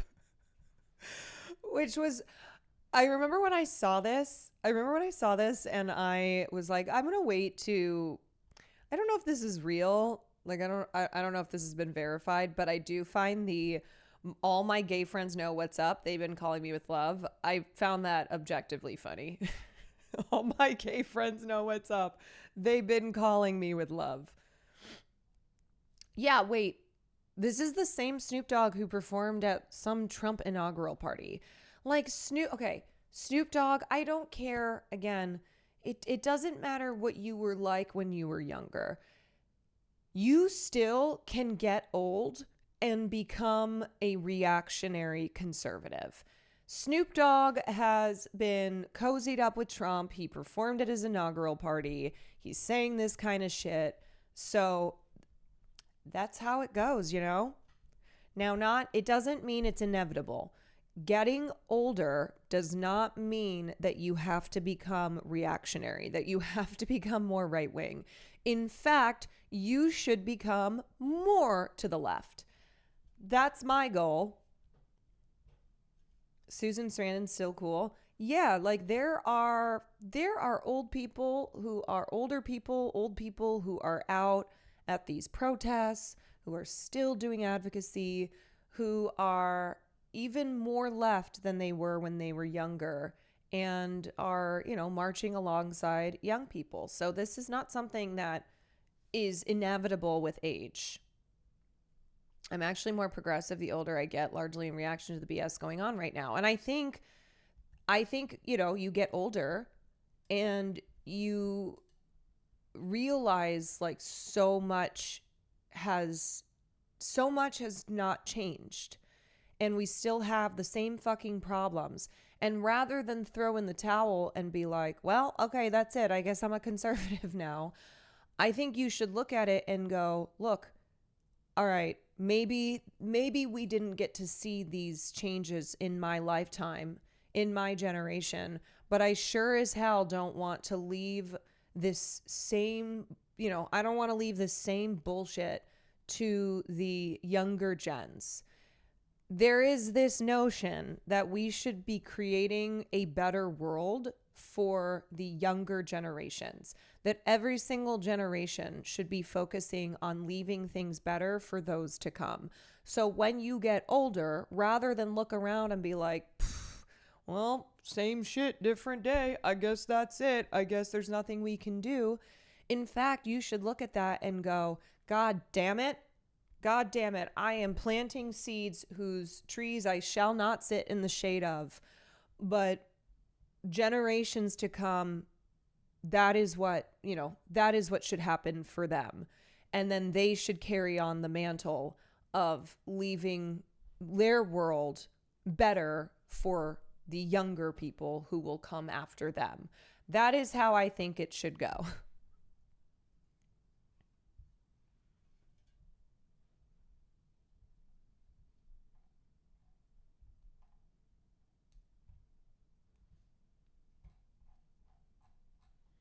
I burn my life for a sunrise I'll never see.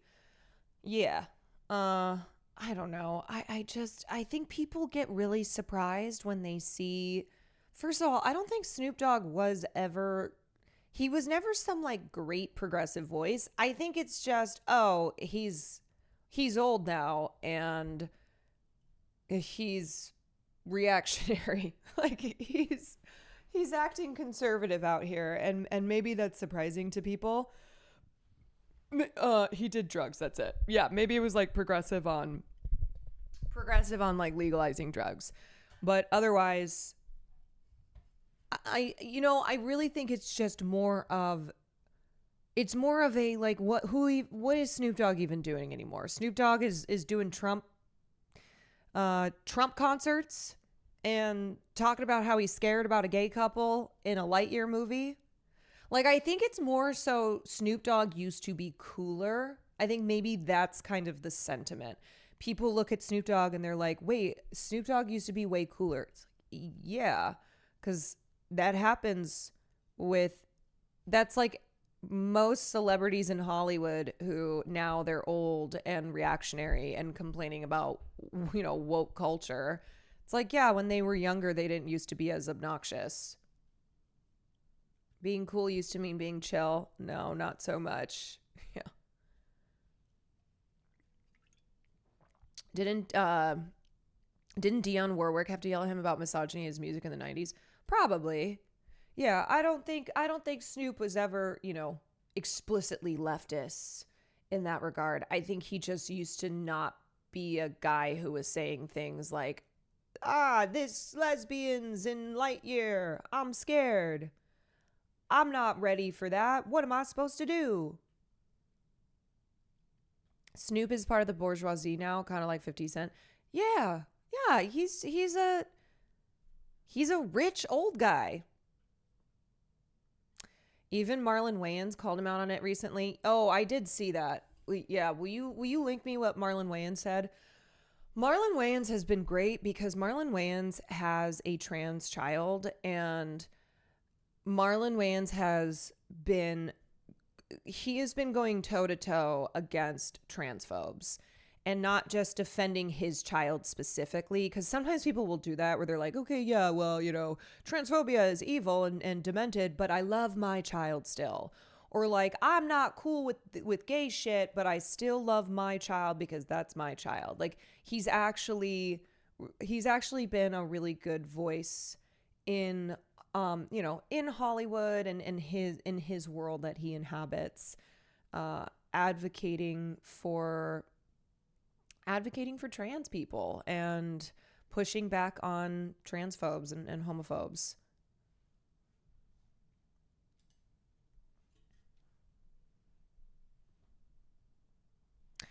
Marlon Wayans slams a report alleging he came for Snoop Dogg. Oh, okay, wait. Marlon Wayans' alleged comment about Snoop Dogg goes viral. I'm tired of defending this N-word, the quote read. I defended him on his criminal shit, the Gayle King situation, and I took heat for defending him online when he performed it for Donald Trump, but this crosses the line. Sooner or later, you just realize someone has issues. There ain't no Hollywood agenda to turn kids gay. That's the dumbest shit I've ever heard. He then allegedly said Disney characters do a lot of bad things, including steal, cheat, kill. I watched Snow White as a kid. I ain't give a bitch a poison apple yet. But as soon as a gay character pop up, it's an agenda. The agenda is to make your kids empathetic, not gay.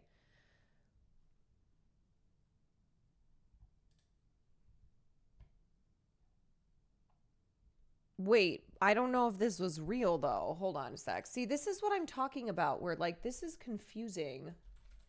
Marlon, wait. Marlon...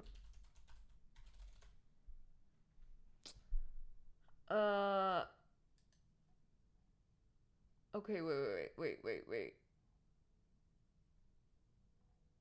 What is even... Oh, God, I know.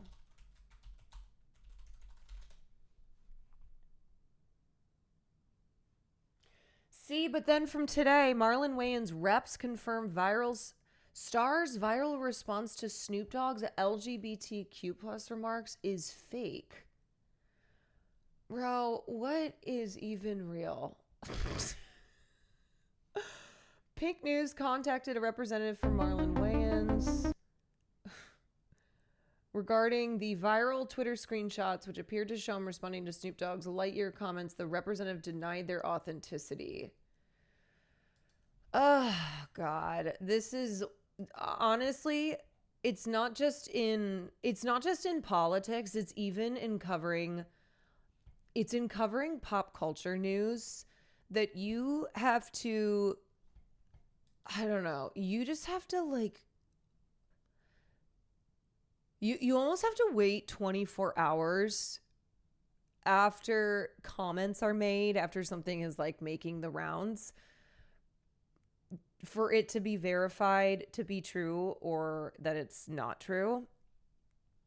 I don't know, according to his representatives have said that those screenshots are not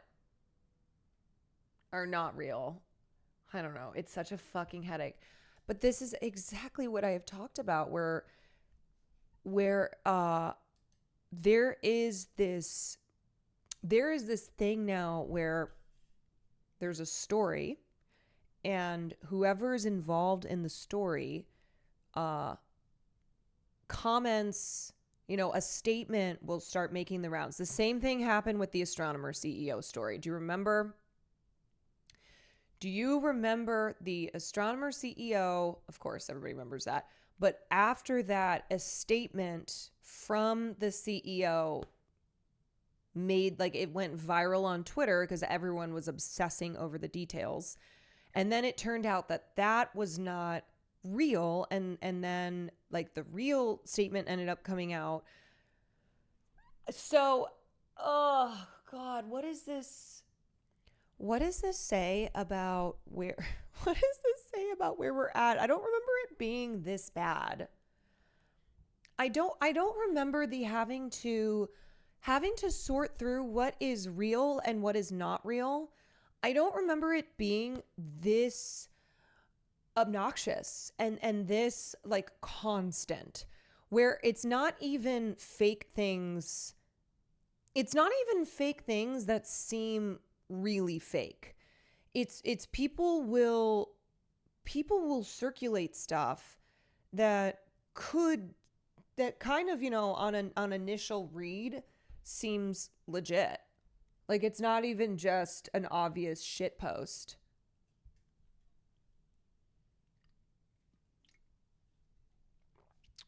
Breaking tweets can be so, I know. And it's one of those, like, because I stream almost every day and I'm always looking through and, okay, what's going on? I'm like, okay, here's this story. Are there any responses to it yet? So I can try and cover the whole thing. Now I feel like I need to just cover. I either just have to wait a couple days or I cover the initial story and whatever is verified, and then statements and comments that come out after that. That's where you have to sort through what's fake and what's real. Yeah, he put an Instagram post on his official account saying he never said that about Snoop. And it feels so random, right? It's like, why whoever did it, like, why would they circulate comments from Marlon Wayans? Are they bored? Are they just trying to stir the pot more? Like, what is it? Okay, anywho, I wanted to do a little update on Lil Nas X because it was reported that Lil Nas X tests were not positive for any substances, any drugs, but that he had apparently suffered from. I'm glad to hear it was fake, but his statement saying he was okay with the Trump performance seemed wrong. Yeah, I don't know. It's literally a headache. Such a headache. Anyway, so Lil Nas X reportedly had suffered a psychotic break. And when I covered this story, I said, it seems quite clear, like this is what I said from day one of covering it. It seems quite clear that Lil Nas X was clearly not in a right state of mind, whether he was having a mental health crisis and or under the influence of something. I did not read this as a publicity stunt, and I did not read it as, oh, he's just joking. He's just being silly, goofy, joking down. It was clear that something was wrong, and it's why the reaction to it was extra concerning. The reaction to this young queer Black man who was having a mental health crisis. He was reportedly experiencing psychosis, and the cops, someone took a video of him, sold it for a couple $100 to TMZ. It made the rounds. People were mercilessly awful. They were mocking him. They were saying that he's just an attention whore. And then the response from the police in arresting him, charging him with 4 felony counts, it just all felt really indicative of how we treat people in this country, how we criminalize people who need mental health support. Indigo Spell, thank you for the prime. So his father has made a statement, has talked about what happened. Speaking to the Times for the first interview since his son's arrest, Hill's father described his son's breakdown as the ultimate price of fame. I understand how the music business is, said Robert Stafford, a 56-year-old gospel singer from Atlanta, Georgia. It's like a high. When you get to that level, you want that drug again. You want to hit that high again. Hill has been charged. And he also, he's not saying that like he's not saying that Montero being famous is the sole cause here of like what happened. But I think what he's talking about is how his son, his son having all of these pressures on him, constantly being scrutinized for his behavior, being in an industry that is so exploitative, reaching a level of fame that can have a really disastrous effect on your mental health, especially if you can't keep it in check. Like, these are definitely consequences of of fame, and especially fame in an industry like the music industry, which is so ruthless and so exploitative.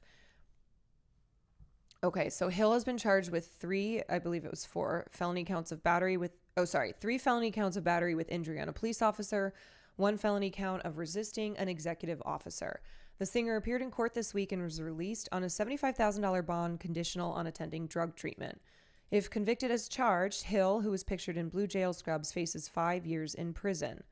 Stafford blamed the unrelenting pressure of trying to match his earlier success being a provider for his family and fears over his mother for his son's ordeal. Hill's mother has battled addiction and in 2021 was filmed begging for food on a street corner in Atlanta. Stafford said for a 26-year-old to have to deal with what he's dealing with, to be a breadwinner for a lot of people, the inability to change his mother's situation, the pressure he puts on himself. Hill has tried to help his mother, Stafford said, but she has so far resisted his offers. That can weigh heavily on your heart. Stafford defended his son, saying he was unfortunate that as a celebrity, his worst moment was caught on camera and beamed around the world. He flew to Los Angeles to support him and sobbed at seeing Hill in jail clothing behind glass. I went to visit him in jail, and as soon as I walked through that door, I couldn't do anything but cry. To see my baby boy on the other side of that glass, we shed tears with each other for a minute. And I had to tell him that what you're going through is normal. We all have breakdowns every now and then, but the difference is yours got played out in the public eye. Stafford said seeing the video of his son was distressing, but from the footage he thought that's not even him and realized that he was suffering. When I went to visit, he asked me to say, "Tell everybody I'm sorry they saw me like that." Even in that moment, he was apologizing to people for something that he was going through. Hill grew up in Atlanta and lived with his mother until he was 10. Stafford obtained full custody in light of his former partner's addiction problems. She was a good mother, Stafford said of Tamika Hill before her troubles. Stafford, who sings gospel music and what he describes as inspirational songs in his own releases, spotted his son's talent early. He nurtured it by presenting him with an MP3 player filled with Usher songs. Hill was a bright student and studied computer science at the University of West Georgia. He dropped out to pursue a career in music. Stafford admits half-jokingly that he did not support the decision at the time. Hill paid $20 for time at an Atlanta recording studio in December 2018 and $30 to download a beat. It was then that he created Old Town Road. The song, a hip-hop infused country music track, first went viral on social media before storming the charts. Billy Ray Cyrus spotted its potential and recorded a remixed version with Hill. The song spent 19 consecutive weeks on top of the Billboard Hot 100, a record. Hill had gone from college dropout to global star in a matter of months. He then came out as gay on Twitter. Stafford said he was already sure of his son's sexuality when he received a midnight call before the public announcement. That's the other thing, too, is like Lil Nas X came out as gay after he had become famous. Like, it's not that he was not publicly out and then became famous. He became famous and then he very publicly came out of the closet. I told him, no matter what, you're my child. I will always love you no matter your sexual preferences. Stafford believes his son will recover and that the incident is a wake-up call. Hopefully this is a turning point in his mental stability. Sometimes God will take you through your worst moment to give you your best moment. Yeah, you know what's not going to help, though, is if he is sent to prison. If he faces criminal consequences for having a mental health crisis. Like, this is the problem. It's like we treat people who need support in this country as only deserving of being locked up. Of like, oh, let's just get them, let's just lock them away from public, whether they are you know, whether they are famous or not. You know, it's possible now his celebrity status will offer him some type of lifeline here, but yeah, and being black just might bet the book thrown at him also. Right. It's like, okay, is he going to be seen celebrity, right? Wealthy celebrity or black queer man? Black queer man who suffered from a mental health crisis.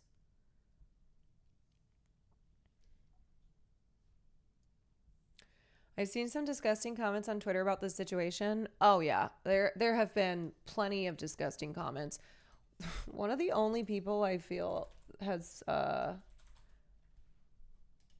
one of the only people with a big platform who's been talking about this is Matt Bernstein.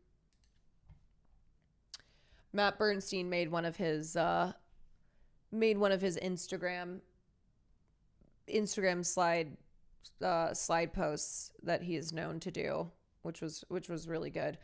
Black queer pop star experiencing a mental health crisis in public, being filmed by some asshole who wanted a few $100s from TMZ, then being charged with 4 felonies is both cartoonishly evil and very predictable. Drop all charges now. I know, I love me some Matt Bernstein. And most people would still be in jail waiting for a court date. If they couldn't afford bail, this experience would be life-altering. Yeah, it happens every single day. Every single day. Anyway, I don't know. This isn't even one of those like, see, I was right. I think it's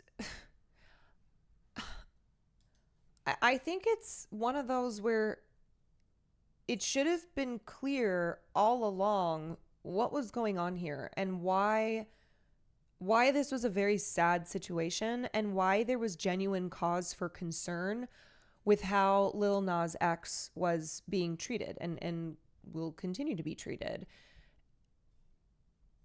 I don't know. Like it's so common and it's so predictable that this was the case. And maybe, you know, had this been another time, another place, another person, it would have resulted in it would have resulted in death. Like it would have been not it would have been not Lil Nas X getting locked up, but could have very much so been him being shot 10 times, because that's what happens too.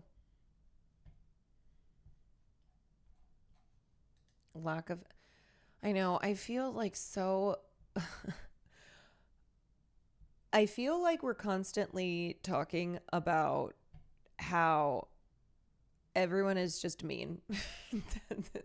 A very genuine lack of empathy is unfortunately what we see all the time. I don't know why it's so hard. I really don't. I don't know what your brain must be like. Who are you as a person? What kind of person are you? And is this like how you are on the internet and you're different in the real world? Or has your internet presence blurred with your real life interactions? I just don't understand. I don't know. I do not know. Okay, I wanted to show a clip from Lush Puppies. Thank you for the 24 months.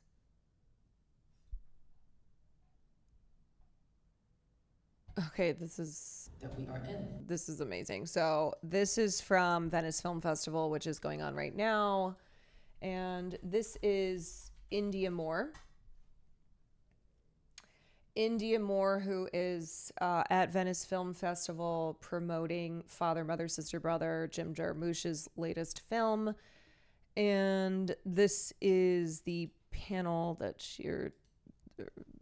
like the press thing that she's speaking of, or speaking on. We cannot always control the spaces that we are in when we are in company with those people. But my hope is that those people responsible for doing harm are more uncomfortable with the fact that they have to work with people who know that they're doing wrong. And that I need you all to know too why this is so beautiful, because Mayim Bialik, who also is in this film, who is literally sitting next to her, is a genocidal propagandist. Mayim Bialik is one of the most obnoxious pro-Israel people in Hollywood. She still continues to do genocidal propaganda.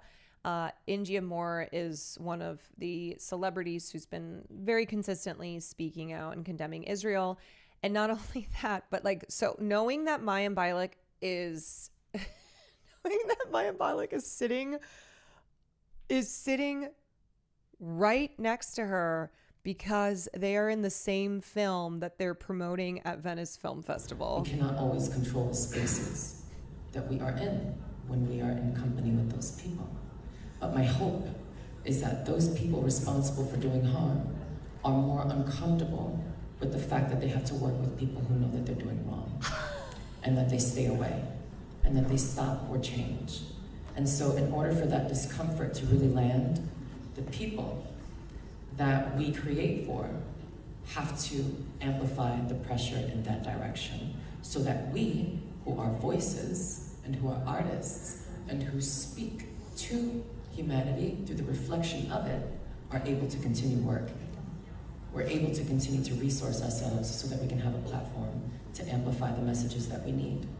And so it's really important that we have the support of our audience to understand how to zero into the powers responsible, not the people who are trying to be of service. This gives me the same energy.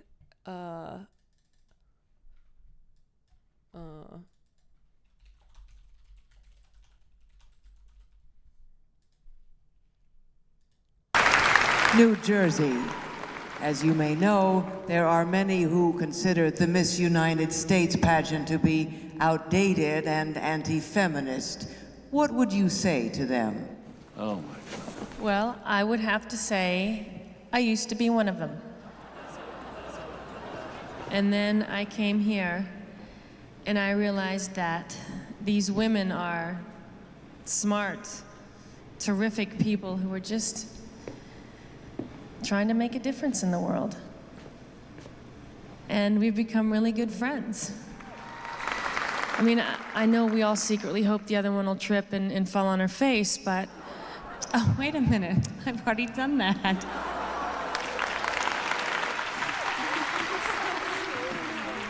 And for me, this experience has been one of the most rewarding and liberating experiences of my life.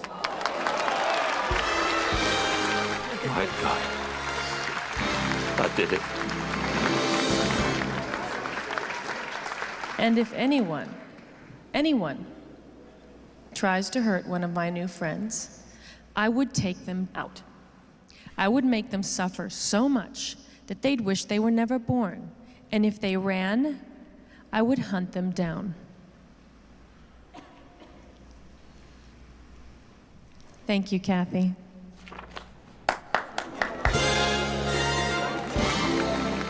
A brief, shining moment, and then that mouth. And if anyone tried to hurt them, I would hunt them down. Thank you, Kathy. God, I love that movie so much. Concats, thank you for the prime. Don't forget, it's September, y'all. So subs are discounted. If you wanted to subscribe, now is the time to do it. Okay, it is, what time is it? 11:41. All right, let's talk about... More now in the death of a... Let's talk about the loss of Graham Greene. So, Graham Greene unfortunately passed away at the age of 74. Not the death announcement that we were hoping for. I think the death announcement that we were hoping for is the person who's who's in the White House, you know, who they refer to as the Orange Man. TK Batsy, thank you for the 13 months. But Graham Greene, you may recognize from Reservation Dogs. I think that was his last role that he had played. He was in season 3 of Reservation Dogs. He is also, as I said before, he is Harry Clearwater in the Twilight series, for my Twilight stands out there.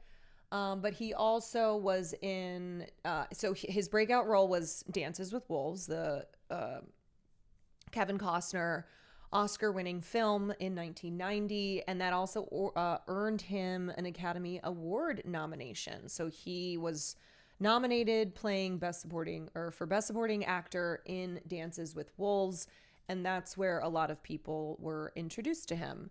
He was in The Green Mile, for those who remember. He was in Thunderheart. He was in Clear Cut, Molly's Game, Transamerica. He was in The Last of Us, wasn't he? I think he was. Yeah, he was also in The Last of Us. So he had quite a career. He had quite a career in film and TV, and especially being a Native actor. And we know the history of Native representation in Hollywood has largely been bad. Really, really just stereotyping Native people as barbaric, hatchet-wielding, horse-riding killers, or, not getting to branch out and play anything other than a very Native person. He was in so many big movies and also a lot of Canadian indie projects. Yes, so he's a Canadian actor. So especially Canada today has been mourning the loss of him. He's also in Red Dead Redemption 2. Okay, which I have not played yet, but if I do play Red Dead Redemption 2, then I will get to see the work of Graham Greene. Award-winning Canadian actor Graham Greene, his agent Not Jacob's dad. sharing the news that he passed away today in Stratford, Ontario, of natural causes. And Benit joins us for more on this story. He was considered an icon and gained a lot of recognition, let's say, in the early 1990s. Yeah, it was in 1990 where he became known as one of the most recognizable Indigenous actors in all of North America. You might know the movie Dances with Wolves. That is the movie that earned him an Oscar nomination for Best Supporting Role. And we're just going to start off by playing that clip, so take a listen. Tatanka. Tatanka. Buffalo. Do. Buffalo. Tatanka. Buffalo. Buff. Buff. Buff. Buff. Buffalo. Tatanka. Stay. So perhaps some recollections there. He was also in other works like The Last of Us and Reservation Dogs, Running Revolution and Running Brave. And before he took on his role in acting, he kind of lived... Dances with Wolves is one of those movies that I can't remember if it's actually a film that was worthy of all the accolades it received, because I watched it when I was, let's see, I was probably like 12 or 13.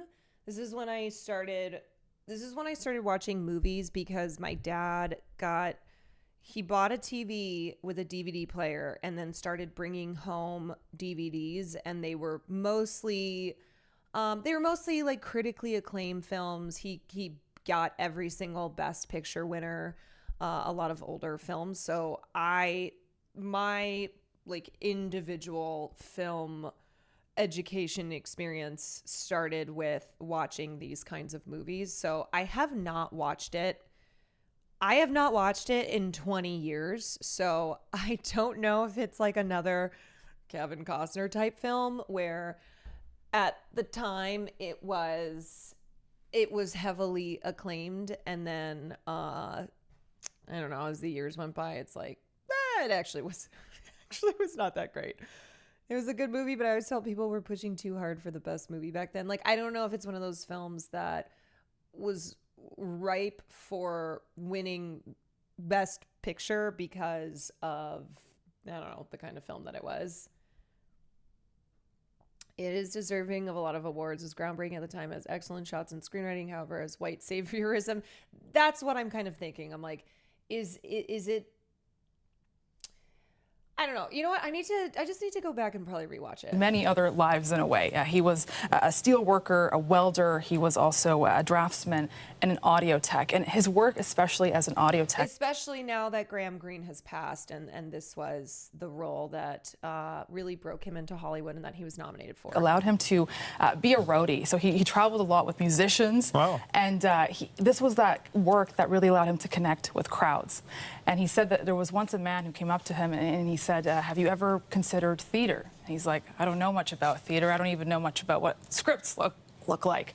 And just look where that got him. And he said doing that work really allowed him to learn discipline through all that, the process. And, you know, he was one of the few Indigenous actors in Canada at that time really taking up space when it was lacking. He is Oneida from the Six Nations of the Grand River in Ontario. He often had to speak languages and represent tribes that weren't his own. But over the years, you can see just what a legacy he's left in that space. You mentioned the Oscar nomination, kind of the gold standard when it comes to acting awards. But take us through some of the other honors. So one of the biggest honors, milestones of his life was the Governor General's Award. So you can see he's going up there to do his speech. And he initially thought that this was a prank, that his friends were joking around with him. And he felt like he didn't deserve it for some reason, but there you go.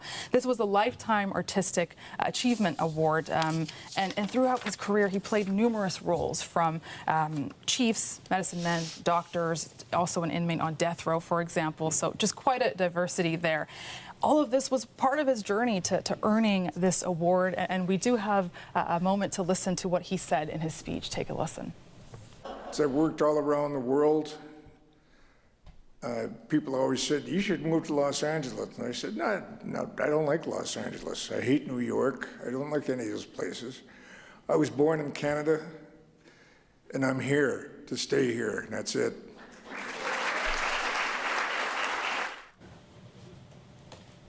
Canadian pride. So definitely staying true to his Canadian roots, his Canadian pride. And we are expecting more details in the celebration of his life coming up. But, okay.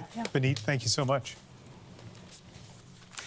Let's have a closer look at the legacy of Graham Greene. We're joined by Canadian actor and singer Tom Jackson, who co-starred with Graham in the film Medicine River and the TV movie Spirit Rider, and we've reached him in Nova Scotia. You know, it is kind of amazing that, you know, you look at Graham Greene's career and his first role, so his first major role is in Dances with Wolves. And that is, as I said, what helped him break into Hollywood. And because there was not a lot of Native representation, the few people who could get in usually would get the roles, the rare roles where they wanted to cast a Native actor. And his final acting role being in the show Reservation Dogs. So just to see, like, even though progress is not perfect, just to see that progress in his own lifetime, going from being like pretty much one of the only Native actors and one of the only Native actors to really break into mainstream Hollywood, to ending his career in a show that is about 4 Indigenous teenagers in rural Oklahoma. And it's, you know, you have tons and tons of Indigenous actors in that show. And it's also like, it's such a great show too. I just really, really love Reservation Dogs. But it's a great show because it shows it's an opportunity for Indigenous actors to get to play characters that they just typically have never gotten to play. Like, it shows such a different side of Indigenous life and, like, you know, Indigenous people. It feels, the representation is just some of the most authentic and some of the best out there. So I don't know, something about how he, in the decades that he was working in Hollywood, ending his career with a show that I think is some of the best representation and opportunities for Indigenous actors, that he gets to see these young, he sees these young Indigenous actors in Hollywood getting to play characters and be in a show that never would have existed when he was first starting out as an actor. Tom, thank you so much for speaking to us tonight. You were not just a co-star with Graham, but also a friend. And so what's your reaction to this news? Well, my best recollection with Graham was a couple of months ago, and I realized that that I never spent enough time enjoying Graham's company, but he was, I wasn't necessarily a best friend to him, but he was a best friend to me. And in this industry, when bubbles seem to be moving between each other, you're on that project and you're on that project, you don't necessarily have the opportunity to create the kind of bonds that are offered to you. And Graham was a very much a man in the moment. I saw him a couple of months ago, and we spent so much time together when the room was full alone. Like, we spent so much time together alone, and it was just a joy. And he was like that with all the others that I've known that he had a reason to be sitting next to. He was an awesome guy. There are so many actors that I've spoken to who knew they wanted to be actors from the time that they were, in elementary school, and they were in every play that they could be.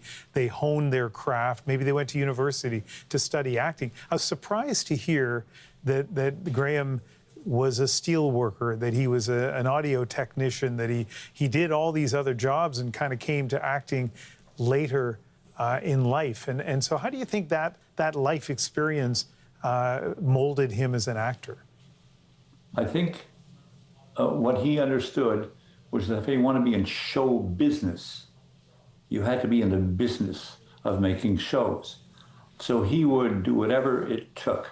He would run sound, he would build sets, he would be stage manager, he would do what needed to be in the business. And it's one of the greatest lessons, I think, that anyone can ever teach people in this business. You need to learn how to carry cables. You need to learn how to make the sets. And at the end of the day, you realize that, as he did, as he shared with me, you realize... Why him, not the lunatic president? Because evil never fucking dies. That to be in the business, you have to be the business. And he was. He was an epitome of the business. He was a friend and a brother for me. Aww. Personally, it's an honor to be able to speak about Graham, not for him, but about him. Yeah. I want to ask you one other thing, if I can, Tom. We're it's taken a long time, but Canada is on this path towards truth and reconciliation. But back in the 80s, in the 90s, what do you think it was like for Graham to be one of the first kind of recognized Indigenous actors to be thrust in the spotlight the way he was? But I think we were prepared because, like other artists, we want to accomplish and be something and have our legacy be celebrated by the folks that we're creating history for. But I also think that back then it was a very difficult time to be introduced into the industry when others were playing others, if you know what I mean. Mm-hmm. Like a lot of First Nation parts that were played by non-First Nation. Yeah, it's like, wait, why would we need to hire an actual Indigenous person when we can just have a white person play the role? Same with like, we have Mickey. We have Mickey. Mickey, what's his name? Mickey Rooney in Breakfast at Tiffany's, who can just play Mr. Yunioshi. Why do we need an Asian actor? Actors, Graham. Yeah. Broke ground. And he did it so well. Let me just say this, that of all the theater actors that I have seen or had experience with, Graham was the best theater actor that I have ever known. And I stamp that. It can't be easy to be speaking about him, and as you point out, not for him, on this evening, just shortly after getting the news of his passing. But Tom, I really appreciate you speaking with us. One thing that I can say, and let me guess that Graham would say it, but I love you. Oh. Canadian actor and singer Tom Jackson, thank you so much for speaking with us. Here is a scene from, so here's Dances with Wolves. Welcome. Welcome. Hi.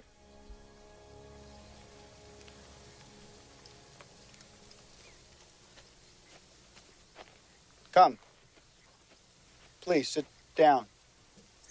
Sit down.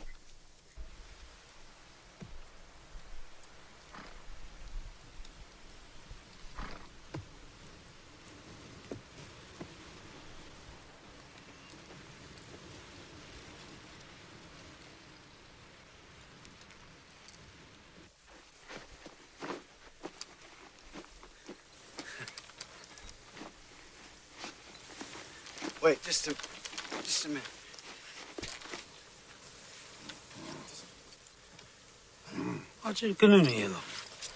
Yeah. Is Will still alive? No, unfortunately he passed, so I'll have to be doing a tribute to him as well. Yeah.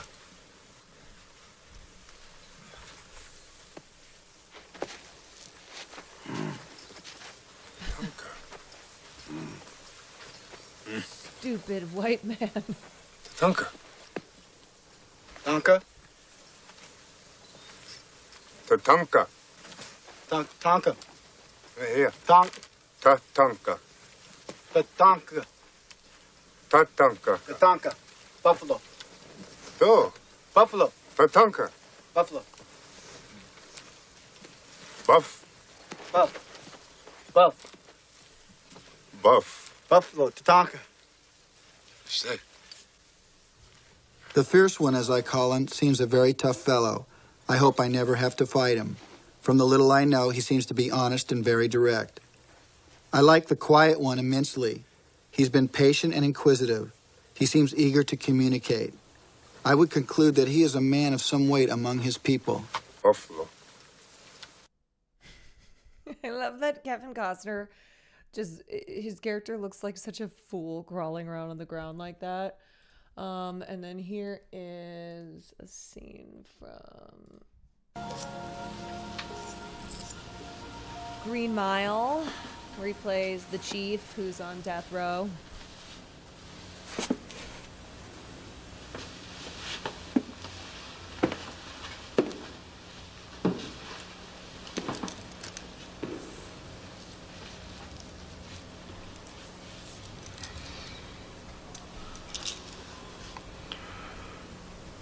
You think if a man sincerely repents on what he done wrong, that he might get to go back to the time that was happiest for him, live there forever. Could that be what heaven's like? I just about believe that very thing.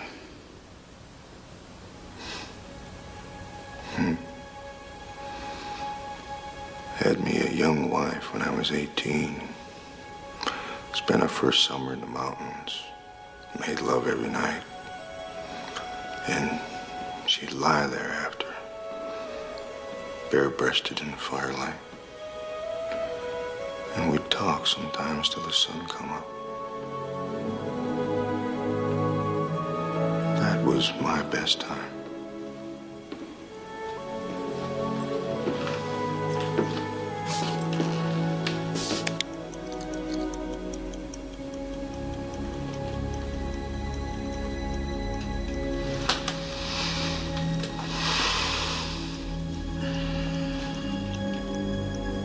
You'll be fine.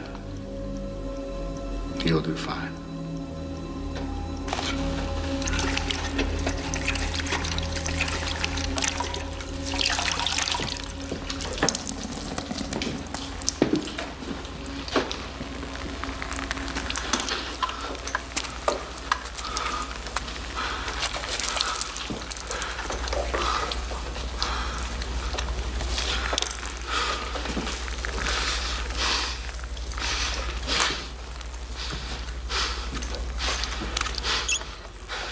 I know, it's so intense.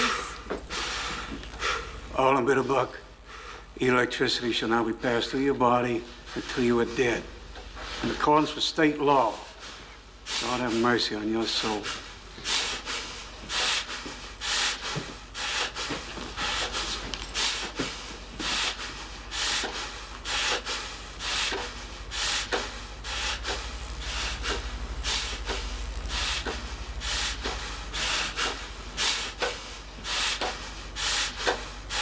Roll on, too. God. Oh, the Green Mile. President Hayes. This is a historical commercial Graham was in when I was growing up. Commissioner McLeod, where are the rest of your men? You've got more men back there than I have in the whole of Western Canada. Yeah, but Sitting Bull held a war dance last night. General Terry in Canada, Sitting Bull has kept the Queen's peace. He's agreed to meet with you. And Spotted Eagle. That face doesn't look ready to come back to the States without a fight.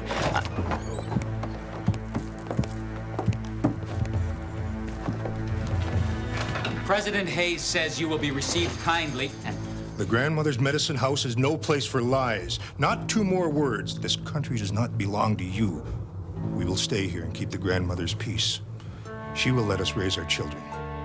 We do not want lies. These men, Walsh, McLeod, they're the first white men who never lied to us.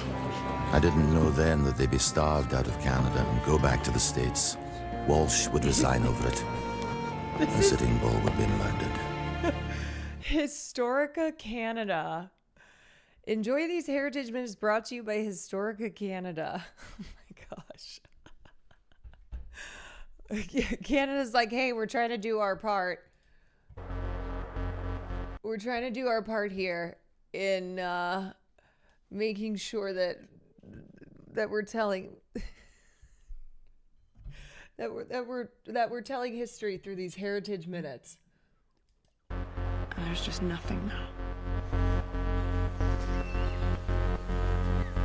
You got something, Harry? Nope, nothing.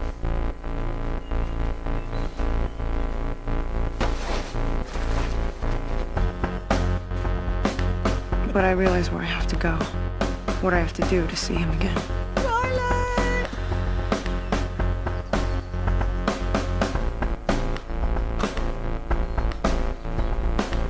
Harry knows.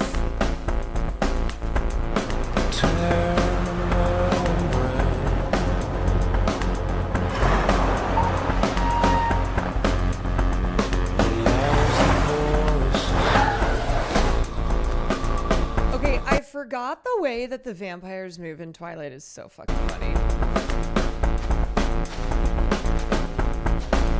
They wanna push you off the path.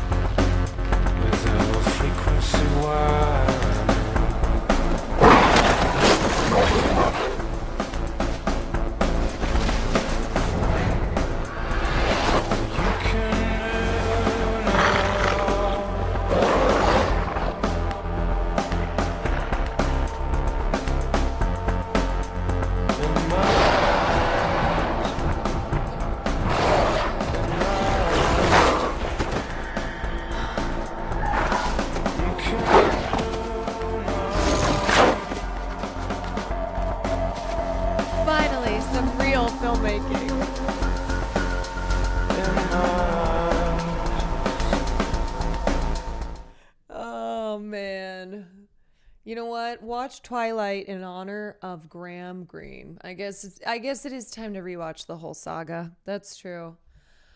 All right, y'all. I'm gonna peace out because I'll be back later. So I'll be live around 6. I'll be live around 6 o'clock Pacific time. So I'm gonna go get some stuff done. Go to the gym. Woo, woo, woo, woo, woo, woo. I'll see you later. So we're doing peak at 6:30, and then I might do some cobblemans. I might do some cobblemans afterwards. Cool. All right. Apparently Trump, I guess they did their Trump made an Oval Office announcement. God damn it. Evil never dies. See, this is why we can't believe in anything good. You know what? I don't believe it. I am choosing. He was talking about Huntsville, Alabama and some shit. I'm gonna get deep into the conspiracy shit. Okay, it's fake. It's not real. Trump is dead, or he's dying. That wasn't Trump. That was a clone. They're cloning Trump. He's somewhere underground. Yeah, pre-recorded something. Okay, this is the arc that I am now embarking upon. They're cloning Trump. AI deepfakes have gotten too good. They've gotten too good. Okay, guys, I will see you later. Thank you for joining me this morning, and have a good rest of your day.